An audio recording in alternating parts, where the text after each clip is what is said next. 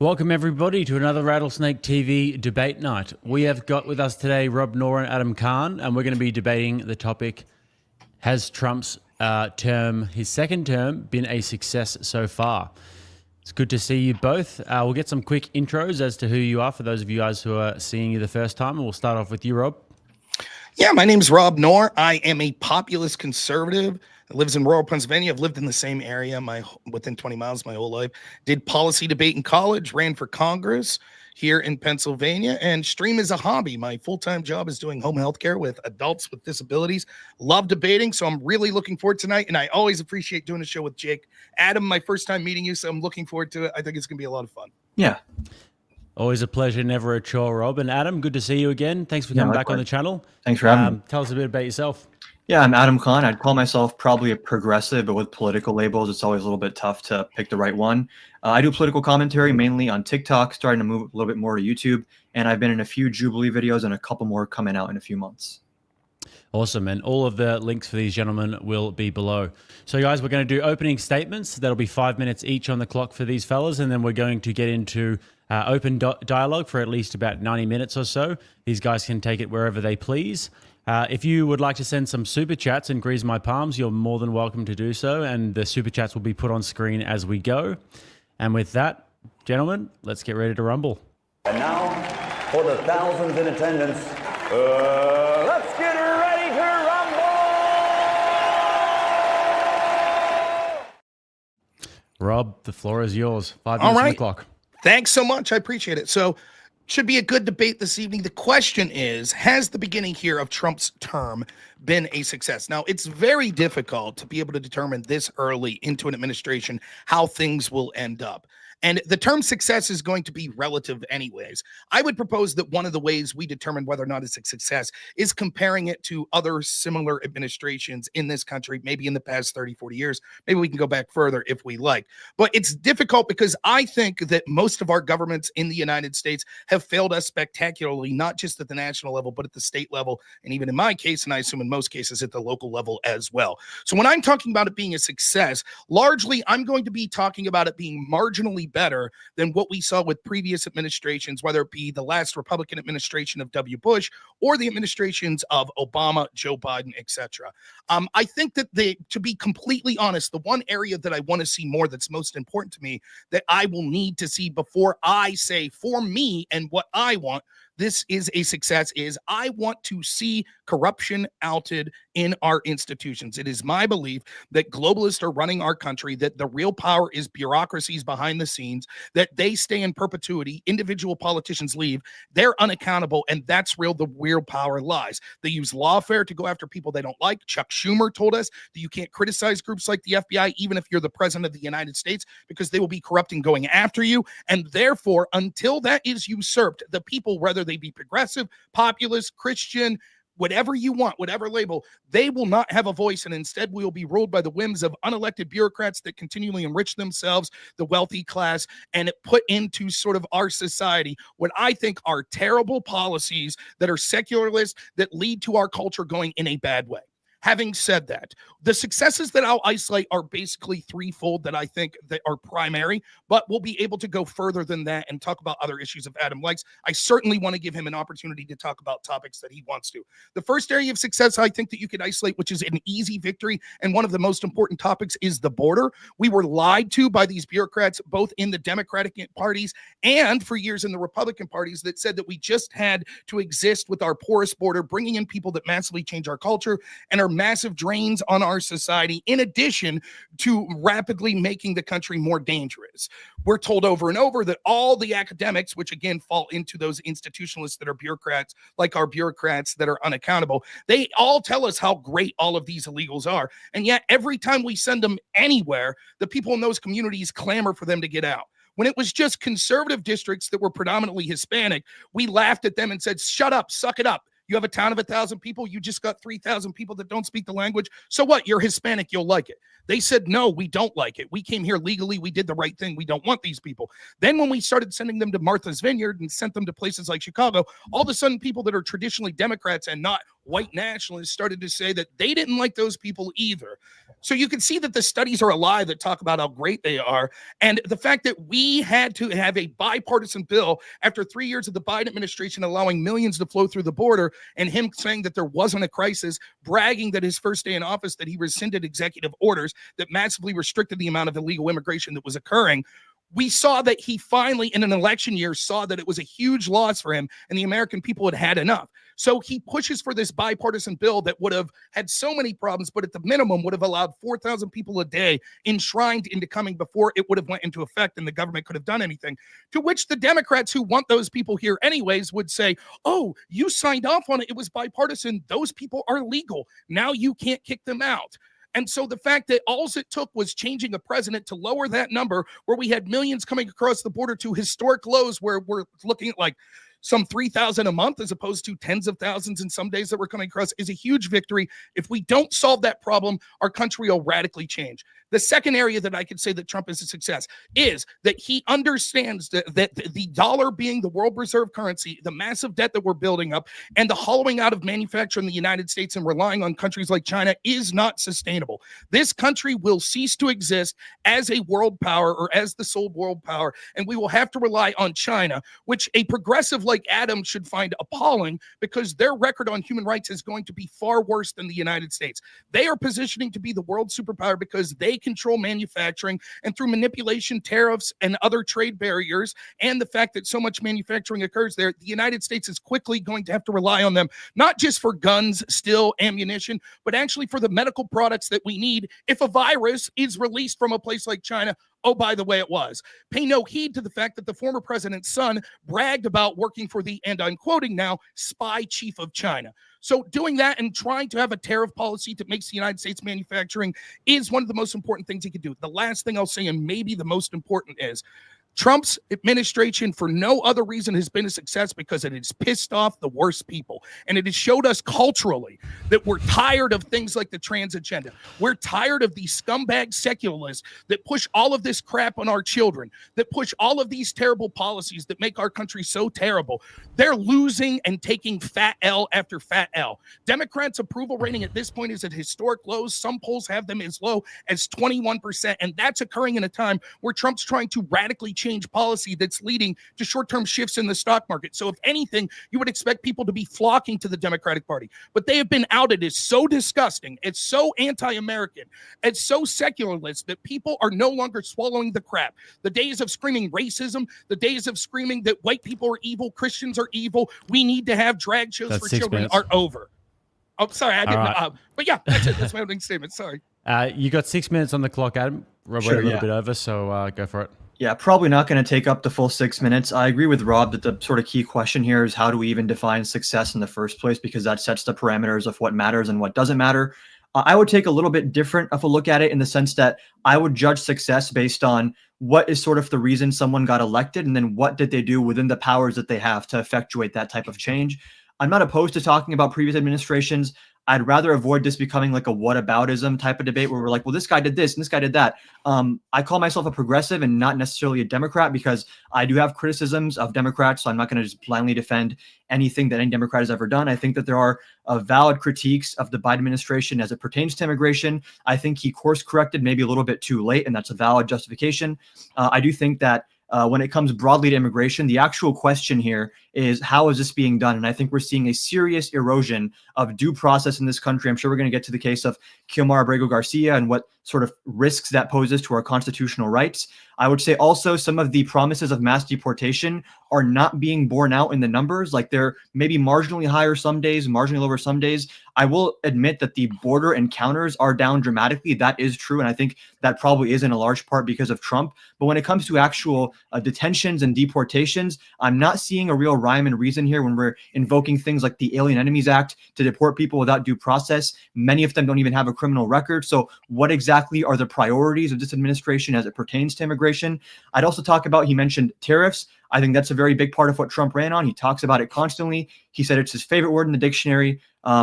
These tariffs have been nothing short of disastrous. There's not even a coherent message on why we have them. Half of MAGA seems to think they're a means to an end. They're a negotiating tactic. The other half seems to think, no, this is the end goal. Tariffs are great for raising revenue and onshoring jobs. I take issue with that as well. As someone who has a degree in economics, I can promise you, tariffs are one of the worst ways to reindustrialize. They're one of the worst ways to have economic leverage in many cases. They can antagonize other countries. They can push other countries into the arms of China. They can scare away investors. A lot of companies right now are terrified to do any kind of capital expenditure because they don't know if tomorrow we're going to have a 40% tariff, a 0% tariff, or a pause. That paralyzes business investment, job creation. And in many cases, they're thinking, why am I going to bring a factory to the US when maybe 5 years down the line, we have a new president who gets rid of the tariffs? And then I just spent all this money onshoring jobs that are going to end up costing more and cutting into my profit margins.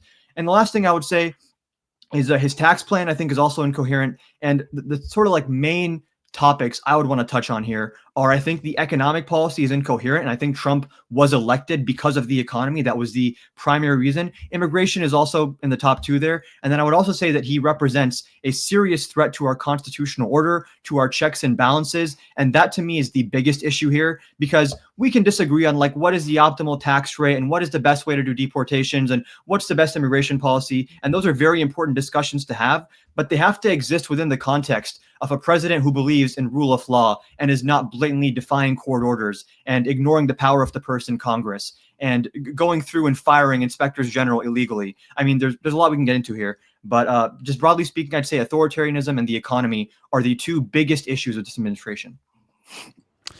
All right, fellas. Well, we'll make sure we get into all those topics. And with that, let's kick it into open dialogue.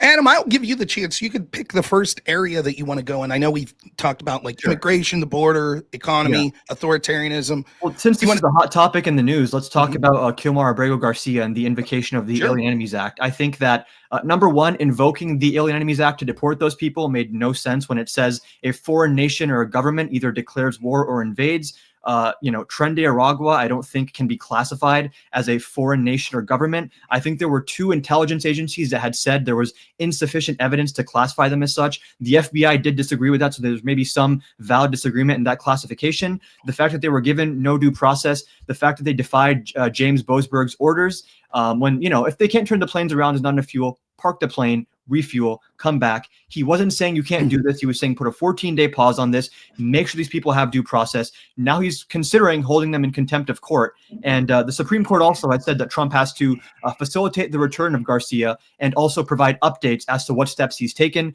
Trump has made clear he does not want to do that. Bukele has said he can't do that, which makes absolutely no sense. And I'm curious to see if Rob thinks that this is all justified or not. I don't think that any of this would speak broadly to an overarching success. At best, if I concede everything you're saying here, we would end up to a position that the Trump administration has done one slight percentage of violating something like due process that presidents in the past, particularly Democrats, have done, that were cheered on by almost all of these same people screaming bloody murder, including lawyers and judges. For example, would you admit that Garcia, let's just go through some facts of Garcia real quick. He was not an American citizen. You'll admit that, right? Mm-hmm. And he had a withholding from removal order in 2019. He had a withholding from removal only to the country of El Salvador. The deportation order still stood, though, correct? Sure, but wouldn't the deportation typically be to their home country? So where else do you deport him to? Then? Well, there's the rub. Don't worry, we'll get to that. There's the rub. Sure. What's going to happen is we'll see that people, I don't know you specifically, but Democrats and people that are making arguments similar to what you're making here, the real game is, just like it wasn't a mistake, whoopsie, we let 15 million people in. The real game is we're going to make it impossible to deport any of these people. So, for example, just to spell at the end of the game, people will argue, these same lawyers, ACO, etc., that are arguing, well, we can't send Garcia back because he's fearful of a gang. The next argument they'll make is, well, we can't send him back because he's fearful of the government of El Salvador, because they run torture prisons. Would you agree with that they run torture prisons? From what I've seen, yeah, places like Okay. CCOT have like serious human rights abuses. Okay, on so record. then every illegal immigrant that comes from El Salvador will say, we're afraid to go back. To which Democrats would say it would be monstrous to send them back. And then they'll say, but you can't send them to another country because that Sure. would be Well, it's inhumane not as on well. Democrats to make these decisions. This is judges to adjudicate. And it's important to know that actually the standard to get a withholding from removal is actually a higher standard than getting an asylum case approved. For asylum, I think it's that you have a credible fear that you're going to be persecuted for an immutable characteristic if you're deported. For a withholding of removal order, there has to be more likely than not that you will face some kind of risk. And that's a adjudication made by a judge. I have no problem getting into the details in this, and I will, but I just want to Sure. set the stage that I find this irrelevant because hiding behind lawfare and sort of what's legal would be no different than something as a progressive you would probably be outraged about, which is if you see some very wealthy person, like let's say a wealthy person comes in and buys a city block of poor housing and wants to kick everyone out, and he knows how to use the legal system and has the money to do it. And so he could jump through those hoops where even if he's morally wrong, he's going to be able to win those cases. I don't care that a bunch of globalists and a bunch of bureaucrats that for years have destroyed this country and want illegal immigration are now crying, no, no, no, no. For all of these reasons, we could never kick out any of these people, including. I mean, I just want to be clear. So I don't Do you care think about that Kilmar Abrego Garcia deserved due process before being sent to El Salvador? I think that my standard would be this. Was he an illegal? Yes. Was he from the country of El Salvador? Yes. There's your due process. Sure. Goodbye. Fifth Amendment says that all people get due process, not just Define due citizens, process.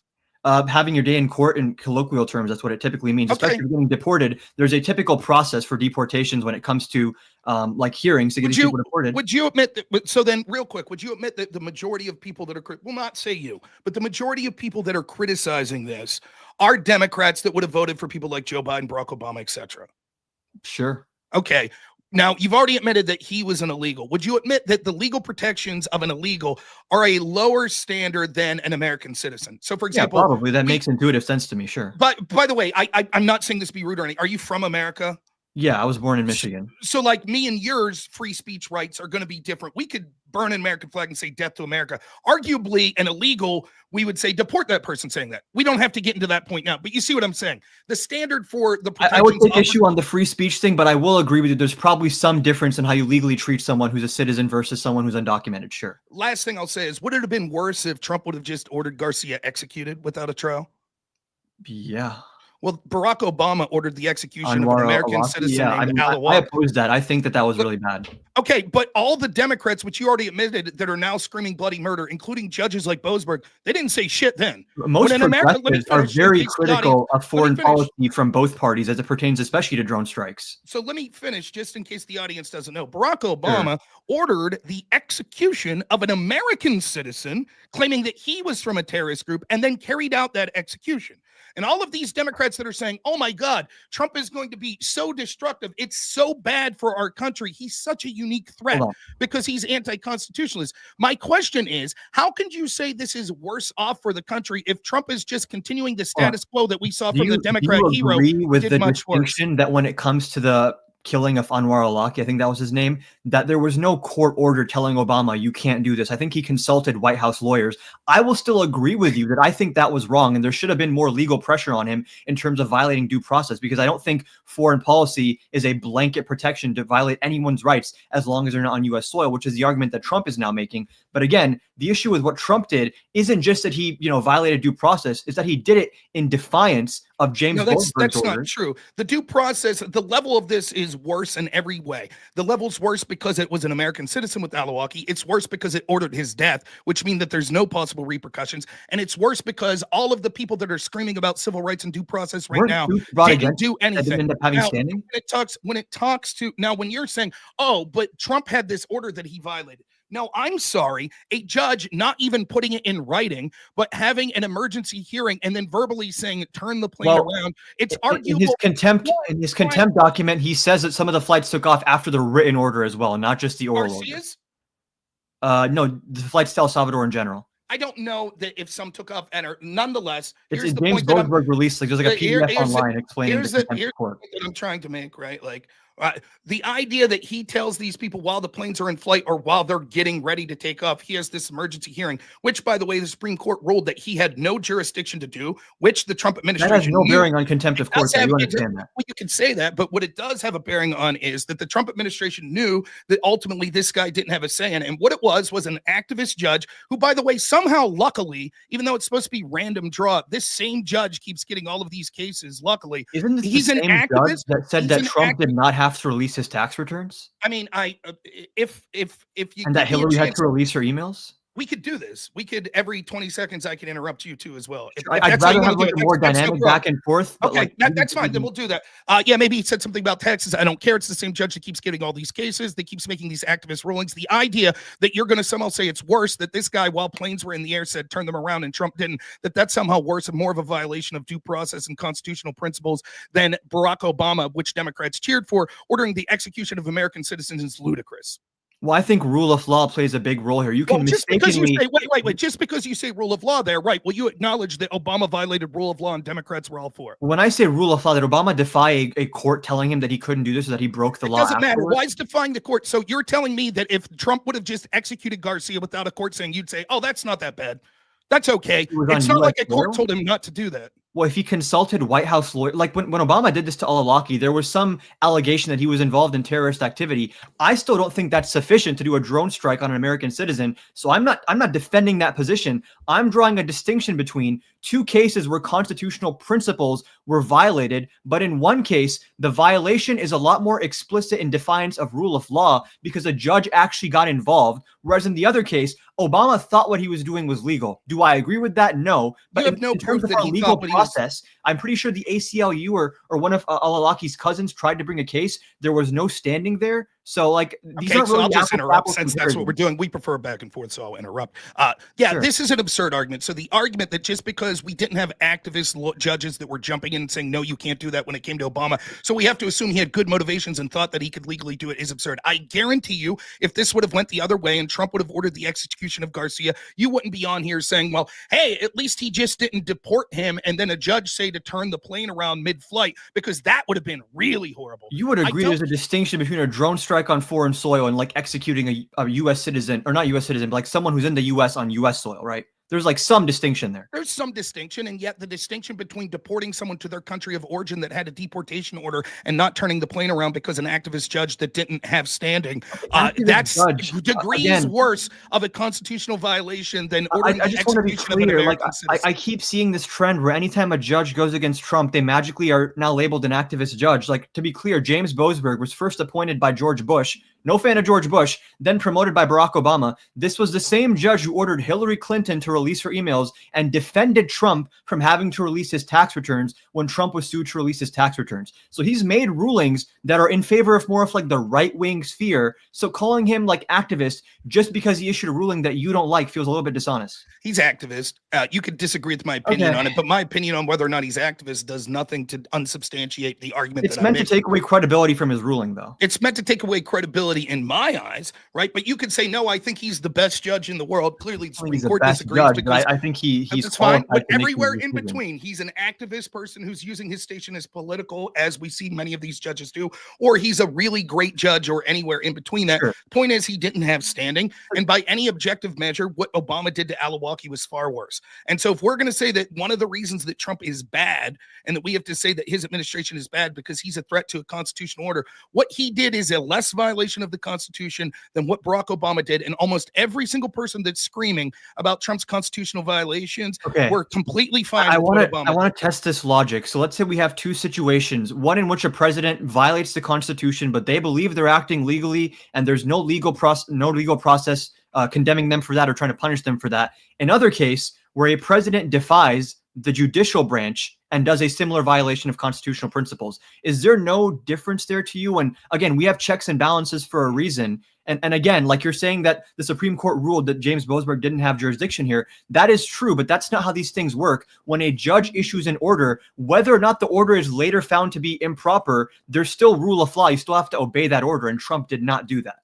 So you asked me if there's a difference in this hypothetical that doesn't accurately represent what we talk. Yes, there is a difference in that. So if in one case, what you asked is, in one case you say, if someone does something they think's legal versus if someone does something that a judge expressly told them they can't, is the second worse than the first? Yes. Yeah. Now let me ask you some questions. Yes, no, only, please. The same sort of questions you asked me. If a president orders someone be deported that's an illegal, is that worse than ordering they be executed? Yes or no? Which one's worse? Okay, the execution's worse. Yeah. Next, if a president orders some sort of harsh punishment without due process to an American citizen, is that worse than ordering that sort of harsh punishment to an illegal? Say that again, sorry? If a president orders some sort of harsh punishment, deportation, execution to an American citizen without due process, is that worse than him doing it to an illegal? From a constitutional perspective, Yes. I mean, they both would equally violate the Fifth Amendment. That's outrageous. So if that's the case, then the Fifth Amendment says all persons, not all citizens, not all visa people. Like it's outrage. It's an outrage, right? Because American citizens are offered stronger protections. There is legal arguments as to whether all of the protections, for example, in our Bill of Rights apply. The word citizen in some cases, like having the right to vote and other things, running for president. So there's other cases where it does not use the word citizen. So just to be clear, then, that would mean that anytime the United States, like military, bombs someone and it kills a civilian, right? That's murder. That those people, that they had the rights and protection that any American citizen would have of due process. You're saying so ordering the execution of Alawaki is the same as ordering the execution of Soleimani. I just want to be clear. You're saying that if the U.S. carries out a military strike in a different country where there's collateral damage of a U.S. citizen? Correct. No U.S. It doesn't matter if there's a U.S. citizen. All people have equal rights under the United States Constitution. People that are on under U.S. jurisdiction, like on U.S. soil. No. Wait. So our Constitution doesn't apply to people living in Yemen or something. So the Fifth Amendment says people. It doesn't say people living in the jurisdiction of the United States. Well, it's the Constitution of the United States. Correct. Right? And so therefore, when it's talking about the protections offered, therefore, it's clearly that there's a higher standard for people that are citizens of this country than elsewise. That's why, for example, that's why the INA, and I could, some cases, go ahead, yeah. That's why, for example, the INA says that we could deport people not because they've committed crimes, right? So, for example, with free speech, me and you have the right, if we wanted to say, yay, Hamas, death to America. We could say that. We wouldn't legally be allowed to go sent to jail for that because the First Amendment protects us. However, those same protections aren't afforded to someone who's an illegal, or to someone who's here legally as a visitor, like a student visa. There is no law that says that you can't deport them. The INA says that you're able to deport them for things such as anti-American beliefs or rhetoric, and I don't have the specifics in front of me, but there's all sorts of things that you would never be able to do to an American citizen. You would acknowledge that you can't deport an American citizen for saying death to America, right? Yeah, Trump has opened up the door to do something like that, but we can get to that in a second.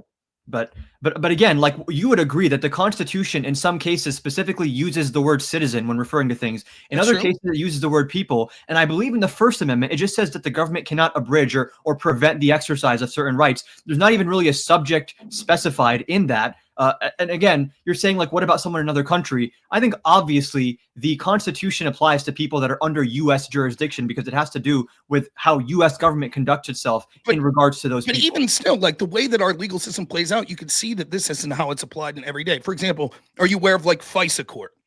Yeah, this is for like wiretapping stuff. Okay, so for example, right, one of the reasons that the sort of corruption against Trump was so bad was they got FISA warrants against Trump's team, Carter Page, a U.S. citizen, right? One of the arguments that people made was you don't need to get FISA warrants for people that are foreign nationals. Now, if someone say that we want to spy on, Leslie Smith, who's a Russian national, and she's in the United States legally doing business, she has a green card, etc., but she's a citizen of Russia. You would say that the United States government would not be allowed to spy on her because while she's on U.S. soil, even though she's a Russian national, we're not allowed to spy on her because I do have a lot of issues with the surveillance state. So, I mean, this is an issue where, like, I'd say the government has done like a lot of overreach, especially after 9/11 in terms of surveillance. I would agree. I would agree with that. But if it was as simple as you said is, hey, the language clearly doesn't say citizens, it says people, sure. then that would be as I was saying earlier, you kind of cut me off course. earlier. There's obviously case law here where in some specific cases, like, for example, I believe if you cross the border illegally and they catch you within 100 miles, you can be deported without a day in court. So there's case law here in terms of situations, because no right is absolute. I agree with you on that. The court always is going to draw some distinction, some line where it's like, okay, at this point, we have to make distinctions. We have to have different treatment for different statuses. But again, like, this is getting so far away from the initial point of Kilmar Abrego Garcia and Fifth Amendment rights, where again, the issue that I have here is, and tell me where you disagree with this hypothetical. What would prevent someone like Trump from snatching up me, a U.S. citizen, and just quickly getting me to CCOT before a judge finds out? The judge says, hey, you have to bring him back. He says, sorry, this is now foreign policy. You have no jurisdiction over this. What prevents that from happening? You're an American citizen that's not from El Salvador. Sure, but Trump's argument here is that you cannot compel me in how to conduct foreign affairs, and negotiating the release of this person, whether that's true, the citizen, makes no difference. So we've already established that there's nothing worse. That actually things were worse under previous Democratic administration, and those that are screaming the loudest were perfectly fine with that. Now let's talk about the specifics of ordering the execution of an American citizen with no due process is horribly worse. I think that execution is much more of a gray area, where I would still agree with you it was a violation of due process. So I'm not saying I disagree, but that's a lot more complicated, and there's a lot more case law that goes into that, because again, the intersection of foreign policy and jurisprudence is a complicated area. What I'm bringing up to you is that Trump is using this same type of argument, though we both agree you agree that Anwar al-Awlaki should not have been killed, right? Correct. Well, yes. I think that they should have attempted to have sort of a hearing ad like abstentia. So someone they should have had some sort of hearing. Another thing, a good faith effort should have been made to give him some kind of due process. An area of agreement maybe we have was, I always thought that a lot of the terrorists that we kept right in these facilities, like in Guantanamo Bay, I have no problem with having a harsher standard at foreign nationals that we're accusing of terrorists. Maybe they have a military trial as opposed to a jury of peers. But I think it's absurd to just lock these people away for 10 years and say, like, hey, we're never even going to have a trial at all. So I agree. But this is what I'm saying. Like, what you're putting is a unique threat to Donald Trump. In many ways, it's just continuing the status quo. The only difference is no one cared when it was enemies of the bureaucratic state. They said, whatever, screw their rights. We don't care. But now these people that are most likely an MS-13 member that is one of these illegals that were brought in by all these bureaucracies. It's not that all of a sudden these bureaucracies that were fine with al-Awlaki, that were fine with Guantanamo Bay, that they've grown a heart and now they care about due process. It's because that they know how to use the system. Do you think that knowing that you're violating the law makes a difference in your culpability in violating it? No, I don't in this unique situation, because I think that in knowing the law, they would have disagreed with that judgment and thought it was clear that there was no jurisdiction and they already had planes in the air and weren't obligated to turn them around. The point that I'm making is, my assumption is, and tell me if you disagree, that if a court had intervened and somehow told Obama, you can't do this drone strike, I don't think Obama would have done it. And I think that when there's willful defiance of the law, we're talking about an entire different order of magnitude in terms of the threat that represents to our constitutional republic. I would say that actually the opposite is true. The fact that Obama did this and no judge spoke up shows how far afoul we've ran of constitutional principles. A judge can't just speak up in a vacuum. Someone would have to bring a case with standing, right? People tried. The ACLU and others did, and they said there was no standing. So in other words, to execute an American citizen without any due process whatsoever, well, he's dead, so there's no one left. Well, his son's alive. Oh, they killed him like 2 weeks later. I'm pretty sure there's no one left standing. I'm pretty sure the current case law allows for what happened. If someone would have told him, I'm sorry, I don't believe it. Now, if we could talk specifically about Garcia and the issue we're talking here, right? Like, so the idea that, let's not get it twisted. He was most likely MS-13. That's sort of irrelevant to my calculus. He was an El Salvadorian national. He did come in 2011. He was here for years. He never claimed asylum. He never claimed that he was fearful to go back until he was picked up. Then, once he tried to claim asylum and that fell, only then did he say, I feel threatened to go back to El Salvador. Again, his claim was, just real quick, and you can intervene if you think I'm wrong on any of these facts. He came in 2011. His claim is when he was 16 in 2011, he felt from a rival gang, which is interesting language. A rival gang was threatening there, something to do with like a small business that his family owned. Like pupusas or something. It's like a dish over there. So what are the chances now in 2025, some 14 years later, that this gang, which have been largely wiped out, by the way, thanks to Bukele, because once more, everyone wants to call them authoritarian, but no one gave a shit about El Salvador when they were a murder capital, right? But now you care, now that the people are safe, now people care and want to intervene. How dare you make your country? What are the chances that that same small gang is operating, that he has to remain fearful of them? Okay, so I just want to go through because there's some things there that are just not factually accurate. When you say he was most likely an MS-13, the judge that granted him the withholding from removal called into question this allegation from, I think, one informant, because the informant said he was a member of a gang in New York where he has never lived on record. So unless MS-13 does like Zoom calls for drive-by shootings, they have remote work now, that doesn't make much sense to me. If I may jump in, Yeah. that's because, and you, this is new information. I'm willing. Look, I think we could both agree this is a story that's ongoing. So facts change, right? Sure. I'm reading, and you can tell me if you disagree. I saw Will Chamberlain was posting this today, that the reason that the judge said that was the lawyer made that claim, which went uncontested, that the particular gang of MS-13 that he was in operated only in New York. But actually, evidence says that's not true. And that was one of the 5 biggest MS-13 gangs in the DC area where he lived. My understanding is the allegation was that he was part of the New York chapter of the MS-13 gang. Again, I don't have the court document on hand right now, so I guess people that are watching can go look that up. But the point that I want to make is, again, you say he didn't get asylum, but again, getting a withholding from removal order is actually a much higher standard than getting asylum. And a judge has to adjudicate that you don't represent some kind of threat. He was checking in with ICE every single year. He had work permits. So like, this is someone who was following the rules. I agree. It's weird that he from 2011 to 2019 did not seek these statuses. I agree with that. But again, when a judge makes that determination, the standard of evidence is actually much higher than for asylum. I think that the threat that is posed by this rationale that would basically say that some 15 million people that we should deport, that every one of them needs to be given a trial if they utter the words, "I don't feel safe in my country." Most of them will lose their case. They may lose, but how long would it be due process to give them to prepare for their case? It's going to take longer now that Trump is like firing immigration judges en masse. Okay, right? let's say that he hadn't. Then how long would it have taken? We'd still need to hire a lot more because we have like a backlog of 3 million cases, I think. So it'd be years and years and years if we had 15 million more cases that were added on top of that.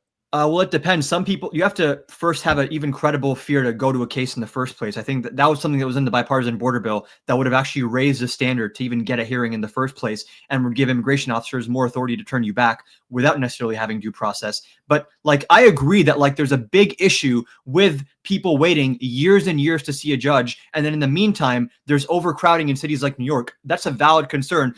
Part of the reason why Trump won. But the way you address that is, again, by hiring a lot more immigration judges and doing an overhaul of the system. Now, you might think, do we want to give these 15 million people status? Well, my understanding is 70% of asylum cases are rejected. So we're talking about a much smaller number that actually get to stay here after they get their day in court. Yeah, but it will take forever for them to get the day in court. Unless you hire enough judges. I don't even think like, so what do we, quadruple the amount of judges? Quintuple? Where are we getting them from? I mean, there's probably going to be some kind of analysis you can do to get the exact number. I would know the exact number, but firing them is probably moving in the wrong direction, right? I think that the ICE judges that allowed the invasion to occur, we probably don't need them as well. How many have Trump fired, by the way? I don't know the number off the top of my head. There's articles about this online. There's been, I think in Texas, he laid off 12 different judges. And again, even laying off a couple at a point when we have a backlog of 3 million cases, it's like, why are we moving in that direction at all? I would have to see the evidence. I can't take it at face value that he's firing. Would you agree that we should hire more immigration judges as a broad rule? No, I think that as a broad rule, what we should do is Congress should pass a law that says that we accept 0 asylum claims, and everyone that's made any sort of asylum claim or I'm afraid to go back to my country claim should be immediately removed. At least there, I would say rule of law wise, sure, Congress passed a law. Fair enough. I disagree politically, but at least there's some process being followed. That's not what's happening right now, though. That's the issue. So I just want to make it clear, like it's not like this guy was just some family man that came here that was fearful that did everything right. Like there's a lot of things about this particular case. And again, like just before we get to the final part on this, I just want to stress this point. He had a deportation order that was never revoked. Well, just quickly, guys, I want to wrap this up and then want to move on to tariffs after this, if possible. Sure. So last points on this, and then we'll move on to that. I just want to get my one core. I have one more point I want to get to on this as well. Yeah, sure. My one core issue here with all of this is that my main issue with Kilmar Bray Garcia being deported and those other 200 something people that were sent to El Salvador is there is zero limiting principle that would prevent the Trump administration from doing this exact same thing to citizens. He's already talking about sending our homegrowns to El Salvador, which I hope you would agree is fucking insane. But even if that's not the case, if that's not the case, what Trump is doing here is saying, as long as I get you off of U.S. soil before a court finds out, it falls under the blanket term of foreign policy, and then you have no more rights anymore. Okay, so I think I've made my point that this was a person that should have been deported. And I think that if we delved into it deeper, we'd find out that you would be against deporting him to another country as well. And that you would probably also, and even if you wouldn't, this is going to be the overarching Can Democrat you address argument. my issue here with the Yes, actual, yes. like, I'm okay. to that, but this was the final point I wanted to make. Then I'll Okay. address your issue. Okay. Right. And then I think you'd also see that they'll make this claim about El Salvador, Venezuela, and a lot of other countries where we have these alleged gang members coming from, that actually those countries aren't safe anyways. So all of these people have a credible fear. And so they're going to hold this out. And so the worst people that we want to deport are going to be held here the actual longest, because we'll say, oh, you can't send them back to their country. Because I think we should probably raise the standard for asylum, but that's a separate conversation. Okay. Now, to your point specifically, it's interesting because you talk about separation of power, rule of law, and things like that. Actually, the criticism you have where sort of, well, Trump, this judge said that Trump must facilitate their return, and he's claiming that that's foreign policy. Yeah, that's actually absolutely true. Like, let's say, do you think the court had the power to tell Trump, you must do everything to bring him back? Should we go to war with El Salvador? No, I think there's reasonable limitations because I'm not disputing that there's some foreign policy overlap here. But again, Trump is paying Bukele to hold these people. He could just make a phone call. He could just make a phone call and say, hey, can you let this guy out? And he'd let him out. I don't know that that's true. He's a citizen of El Salvador. Trump is paying them to hold these people, though. Show me the check he sent to hold Garcia. I don't have the check with me, but a Democrat senator just went to El Salvador and spoke to the vice president, and the vice president of Bukele said the reason we're holding these people is because the Trump administration is paying us to do so. Hearsay from someone that has a political axe to grind anyways. It may or may not be true. I mean, I don't care. It is a Sure, citizen. It is a citizen of El Salvador. Sure, Once take they're for in that granted country, for a second, and maybe you can fact check me later. Just take for granted that Trump is paying them to hold these people. He's paying them to hold members of the gang Trey Daragawa. I don't know that he paid. You tell me, isn't this what happened? This person was never accused of being in that gang. They were sending these people from the Alien Enemies Act, from the Trans Daragawa gang, to El Salvador. They were paying for those. They had an extra seat. They saw, oh, this is an illegal from El Salvador that's alleged to be an MS-13 member. We'll send him. I'm not sure. An administrative error, right? Yes, I'm not sure that this person was deported under the Alien Enemy Act. Was he? My understanding is that he was, because he was on those same flights that were sent to El Salvador that James Boasberg ruled on. That's my understanding. Okay, I don't know that that's true, but if that's the case, that sort of changes the calculus of our conversation, because at that point, if you could make the argument, and I know you disagree with the overarching theme of this, but if you make the argument that MS-13 sort of a hostile foreign gang that was sent by a foreign country, then any sort of revocation of deportation order would be revoked. For example, if you have, I forget what the exact term is, I think you used it. The order he had that said you can't be deported back to El Salvador, withholding of removal, yeah. Withholding of removal, that's automatically revoked if it's ruled that you're a terrorist or in some sort of criminal gang. The order is granted based on a risk assessment as well. But it doesn't matter if we say that Trump legally applied the Alien Enemy Act and he's allowed to declare who is that. That's a separate issue. Sure, but also a judge has to decide whether he's legally even invoking that act or not, right? Well, okay, but then who's Boasberg to argue to turn the plane around before that's been adjudicated?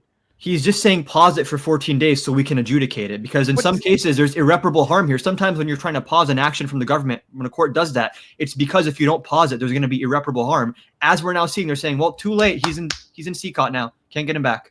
I think that I've made my case clear. I'm willing to move on. I think that this person. I'm sorry, just real quick.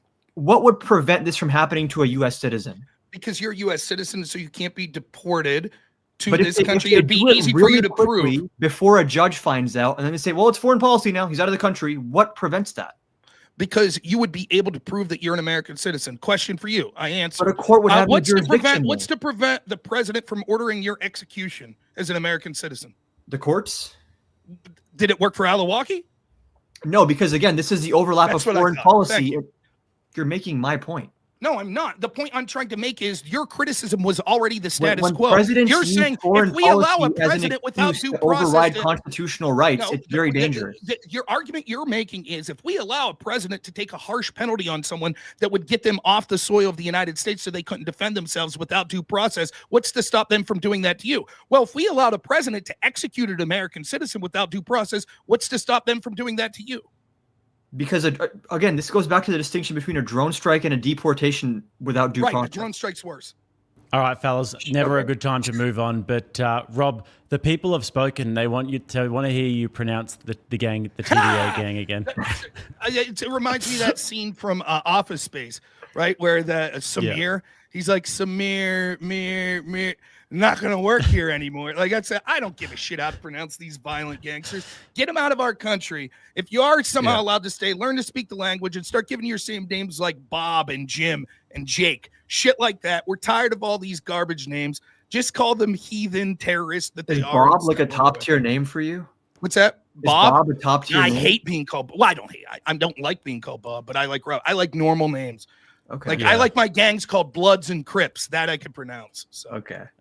I'm thinking about doing a public shaming ritual with Andrew Wilson at some stage, maybe next time we have a show, where I get him to pronounce a lot of different Latin people's names, because he's so bad at pronouncing Latin names, but it is always interesting.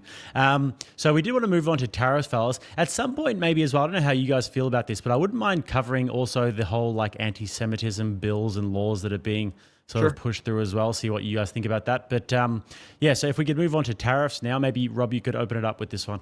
Yeah, so I'll be honest, I think some of the way the tariffs are being suggested go too far, right? But there could be a rhyme or reason to that. The first thing to say about this tariff argument is no matter what me or Adam say here or how articulate we become, neither of us know the outcome. One of the things that happens when you're talking early into an administration is oftentimes people want to make broad proclamations or guesses on what will happen when it comes to economics, and then it's very difficult to know if that's going to come to fruition. For example, there were people saying that Biden's infrastructure bill in 2021 or 2022 was going to be amazing. It was going to do all this good, rural broadband, blah, blah, blah. All of this sounded good. Well, we know how that went. No one was connected to the rural broadband despite $47 billion spent to it, etc. So it's difficult to make declarative statements about whether or not this will end up. So one of us might look like a fool. If I say the tariffs are great and Adam says they're terrible, 3 years from now, we could go back and look at this and see who was more right. I think that in a principle, I would prefer more of a free trade world with some sort of protectionist barriers for each country, like limited though. Don't want anything super crazy. However, I think that the reason that I applaud Trump's and his efforts, even if they're not successful, is the status quo is not sustainable. We rely on China for so much now of our general manufacturing and general way of life, such as steel, such as ammunition, if we ever go to war with China, such as production of simple pharmaceuticals like antibiotics. We rely on China for all of this. The wealth disparity in the United States has been ballooning. The manufacturing in this country from people that I have the most affinity for, blue collar workers in rural America, has been screwed. They were given a false bill of hope that, trust us, if we hollow out manufacturing, you guys are going to get awesome jobs in other areas. And instead, what we get is inflation and importation of illegals and others that do jobs. If you look at all the job reports under Biden, you can see that almost all of these jobs were going to foreign-born people. And the people that live in this country are getting worse and worse off as they're being shamed as they're somehow part of the problem. So at least Trump's trying to have a strategy that will, one, either result in countries coming back because they'll be fearful that tariffs mean that they can't have access to the U.S. market unless they build here, or second, and what I think is actually going on, is that he's trying to get better negotiated deals, particularly with our allies, but other countries, to have better deals so that their tariff rates are lowered and their other trade blocks are lowered, and to helpfully encircle China to encourage them to be more in a relationship with the United States going forward than with China. There's a third area of discussion we could get to, Adam, that's more complicated that I'll admit I'm not the best to have, but I can fumble through it if you like, that has to do with, I think there's a possibility that Trump's trying to get us off the U.S. as the world reserve currency and get us back to more of a gold standard. And there's a solid argument to be had that tariffs are the first step in encouraging a purchase of gold, which we now see gold flowing into the United States to have that sort of currency back, which will stop the sort of massive debt spiral that we're in. None of it's sustainable, though. Would you agree with that at least, Adam, that the status quo is not sustainable? Economically, broadly speaking, sure, but that can mean very different things to different people. So again, I think when you want to overturn the status quo, the question is what you're doing actually better than the status quo, because it can be worse even if the status quo is bad. Right. Just real quick point, you said on the Biden infrastructure bill, the issue with that infrastructure bill is that they're being really slow at spending the money. Not that they've spent it and nothing's happened. It's just that these states sometimes have to jump through so many hoops to get the funds to even start building. That's an issue. Thank God Trump's rolling back regulations as well. If it's building regulation, I'll give him credit for that. I don't know what specific regulations he's doing, but zoning laws are fucked in this country in pretty much every state, except like some red states actually that do build more stuff. So when we talk about tariffs, again, my main issue with these tariffs is, number one, and I want to ask you, Rob, because I always get a different answer to this question. In your mind, are these tariffs a means to an end, or are they the end goal in and of themselves? I think they're a means to an end. And I think you have a valid criticism of there that seems like Trump speaks out of both sides of his mouth, or his team does. But let me ask you a question, like to counter this, right? If let's take for a second, operate under the assumption this is just a means to an end and it's time to get negotiating. Would you admit that it would be a weaker negotiating strategy to be like, we're not really serious about them? Yeah, probably, sure. So I think that if it is a negotiating tactic, this is exactly how Trump would want it to play out. He wants people like Navarro out there saying, no, the end goal is tariffs. The end goal is to have zero trade deficit. And then he wants Scott Messina out there saying that the tariff threats come off as very credible now when people have seen like, oh shit, if bond yields start to go up, Trump's going to freak out and just pause them. So like, if anything, like when he faces sufficient pressure, now there's a pause on the tariffs. And the funniest thing about that was, what's her name? Carolyn Levitt was saying, "I clearly didn't read the art of the deal. This was always part of the plan." And then Trump does a thing 10 minutes later saying like, yeah, I did this because people were getting scared and I wanted to calm their fears a little bit. So it's funny how there's like so much chaos and even the messaging on these tariffs. You bring up China. I think it's valid to say China is probably geopolitically our biggest adversary. There does need to be trade policy that takes that into account. The issue that Trump has had here, though, is, again, China also relies on us for things like airplane parts. Like, they also rely on us to buy from them. So, like, this idea that they have all the leverage over us isn't true. There's a give and take there. And if you want to use things like industrial policy to fight China, you're better off using subsidies than tariffs. This is what China does. People talk about China dumping their products. One of the ways that China does that is they subsidize the fuck out of their manufacturing and then they sell it in global markets for below break even, and they just outcompete everyone else's industry. And what tariffs are meant to do against China is say, okay, we have a more expensive US alternative and a cheaper import. Let's make the cheaper import just as expensive as the more costly US alternative. My response is, why not just make the US alternative cheaper than the import? You lower prices, revitalize manufacturing, and then also American products become more competitive on the world stage as well. When you talk about using tariffs as a negotiating tool, my issue here is negotiating to do what? Because some of these tariffs were applied on Australia and the United Kingdom. We have a trade surplus with these countries. So if the goal is like, we're doing these tariffs so you guys buy more from us, then why did he impose them on countries that are ostensibly doing what he wants them to be doing? And again, like the formula he used to calculate the reciprocal tariffs was like, I've studied economics. It's not a real formula. He divided like our trade deficit by the volume of imports or something, which is like, that's not how you calculate tariffs or anything else. And then he cut that in half and said, we're being kind. A lot of these countries, the supposed rate they're charging us on that little infographic from the White House is completely fabricated. And then again, it's like, if you want to use tariffs against China, there's a place for that. I think we already have. Biden raised tariffs on their electric vehicles. That's why they don't sell any electric cars in the US. And Trump now has pretty much just cut off our entire China supply chain by raising it again to like 245%, which means effectively you can't even import anything from China at this point. You're better off going to Vietnam or India or something else. So three areas to get to. One, you've conceded that the status quo is not sustainable. I will concede that doesn't mean that any change is good. Yeah. One thing that there's a misnomer, like sometimes people think that this is the worst things could ever get. That's not true. World history will tell you things could get much worse. Sure, we're not in a recession or depression, yeah. Well, arguably we've been in a recession for a while under Biden, and they were manipulating the data. Nonetheless, that's not even what I'm talking about. There are things far worse than a recession, which I'm sure you would agree. But I think that if we realize that the status quo is not sustainable, and we're asking ourselves whether or not Trump's administration is a success, at least he is doing something that has a chance to improve us from the status quo. There is zero chance that a Kamala Harris presidency would have done that. It would have been a continuation of the puppets that were running the human vegetable Joe Biden, now running the Kamala Harris, who's never taken his CHIPS Act. I'm curious. Do you support the CHIPS Act or no? I'm curious. I don't think it did as much as people said. In theory, I'm not a big fan. I mean, just like, do you support investing in domestic manufacturing to incentivize production of factories? Which is in effect a subsidy. Yeah, that's what I mean, subsidizing. Yeah, I think in general, I don't have a problem if you're starting from an uneven playing field, right? Which I think we'll all agree the world is. All countries have subsidies, they have tariffs, they have other trade barriers, etc. So if you're doing that to try to sort of level a playing field, I would have to look specifically on sort of chips regulations from countries around the world. But the problem in general with what you're talking about with subsidies, right, is that it's basically in effect the similar problems I would have with tariffs in general, that I prefer a more free market strategy, except we're not starting from a clean slate. So you're trying to use these things as negotiating tactics. The difference with subsidies is it massively increases government spending, right? Which we're already in there's a return on that spiraling investment. debt. Well, but we're already seeing a spiraling debt. Tariffs, on the other hand, if they end up going into an effect and it's not just a bargaining tactic and we have to do them because people call our bluff, that's not increasing government debt. That's actually bringing in revenue. Well, that actually depends, because some of these tariffs can cause economic contraction. Some companies can't even absorb these types of costs. And then it's a question of like, okay, do you compensate for the lost corporate tax revenue with the revenue from tariffs, which are notoriously not the best way to bring in revenue? Just like numbers wise, the best way to bring in revenue is like income taxes and payroll taxes. So what we can see is that oftentimes, much like all the pie in the sky, if we just spend more, it'll be better. These subsidies oftentimes are used in ways that are inefficient and end up don't bring you back the return on investment. What about how China does them?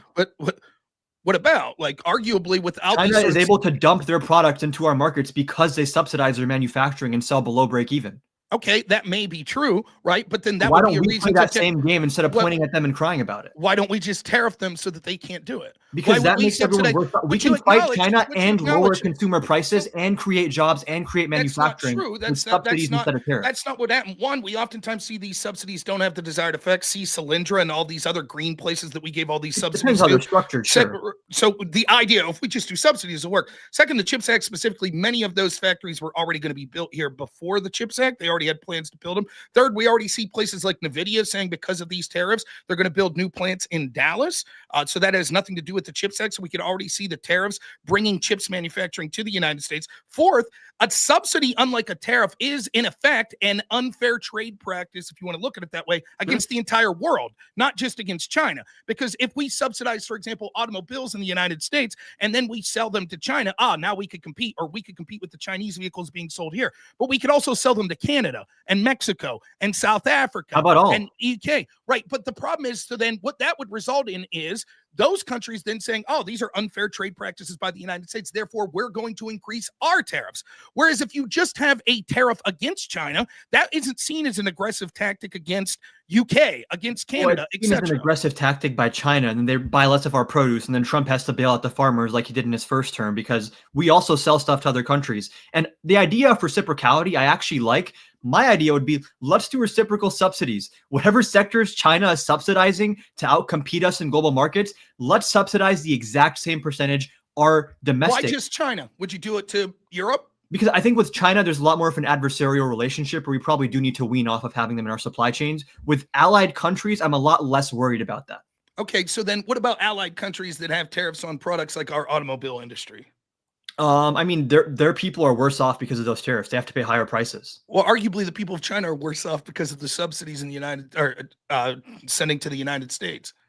There are certainly people at the top. Anytime you have for their cars over there, with both tariffs and subsidies, people that end up benefiting from this are people at the top of the food chain. The average workers, they're usually have strong union-paying jobs. Nonetheless, well, who seems to be the party that the labor now appreciates more? I mean, you can look at the NLRB changes under Biden, and you can say he was anti-labor, but that's not borne out by the actual changes he made. Republicans are the ones that support right-to-work laws that crush unions in many states. Right to work is something that should exist. You shouldn't be forced to join a union if you don't like. Nonetheless, the unions, you can cite all the data you want, just like people cited the border data, the jobs data, it gets rescinded all the time. The truth is they're voting with their feet, and these unions that have been decades long, Democrats are starting to realize that actually the policies of the Democrat, the free trade, etc., hollowed out the manufacturing in the United States. Up on a real problem, but that doesn't mean Trump is the solution. That's kind of my hope. I think Trump was elected for a very real reason, which is that people want structural change to the establishment and the status quo in this country. But I think Trump kind of co-opted that and used that for his own nefarious sort of narcissistic purposes. The nefarious part of it, that's going to be a matter of opinion. I don't think it's nefarious on Trump's point. But again, we already talked about NVIDIA building chips in Dallas. There's been several other companies that said that they're going to start manufacturing in the United States. And we haven't even, let me finish. We haven't even got to the negotiating table yet. The one area I think that's worth talking about that you talk about, and there's two things. I think your strongest point is a point of predictability, right? Because the upside of unpredictability is the rest of the world might be like, holy shit, this dude's willing to tank his own stock market. He's willing to tank his own investments in his country and the donors that invested in him because he's that pissed off about this terrorist thing. We're going to take him seriously. So when you make the point like, oh, the fact that he yielded to the bond market, no, I think that it still looks better than if he would have never done anything, because they would have just said, yeah, we're going to call his bluff, because we know if he does that, it may cost them the midterms because the stock market would decline. And the fact that Trump was willing to go through with it and see this stock market decline and say F you, and on top of that, it doesn't look like his popularity diminished all that much. I think then our allies in the West are like, holy shit, like they might be able to do this and hold out for more than 2 years. Now, I agree that the bond market thing, it maybe doesn't look the best from a negotiating tactic of Trump, but it's certainly better than the status quo was. But what I'll say when it comes to sort of like the idea of like this unpredictability, there is an argument that you're right. Businesses want predictability to invest, right? And so the upside of unpredictability means that we could get better negotiated deals. The downside is, if you're Toyota, do you want to move to the United States knowing that Pete Buttigieg could become president in 2028 and just say, you know what, I'm going to completely change the tariff structure, and now it's not as profitable in the United States because you're paying labor more than you would have in China. These are good arguments. But what I would say is the reason that I prefer Trump's strategy is because regardless of good ideas you may have, I don't think your ideas were particularly that great. But if we would, you haven't had a lot of time to flush them out, in fairness, those weren't going to be implemented in the status quo.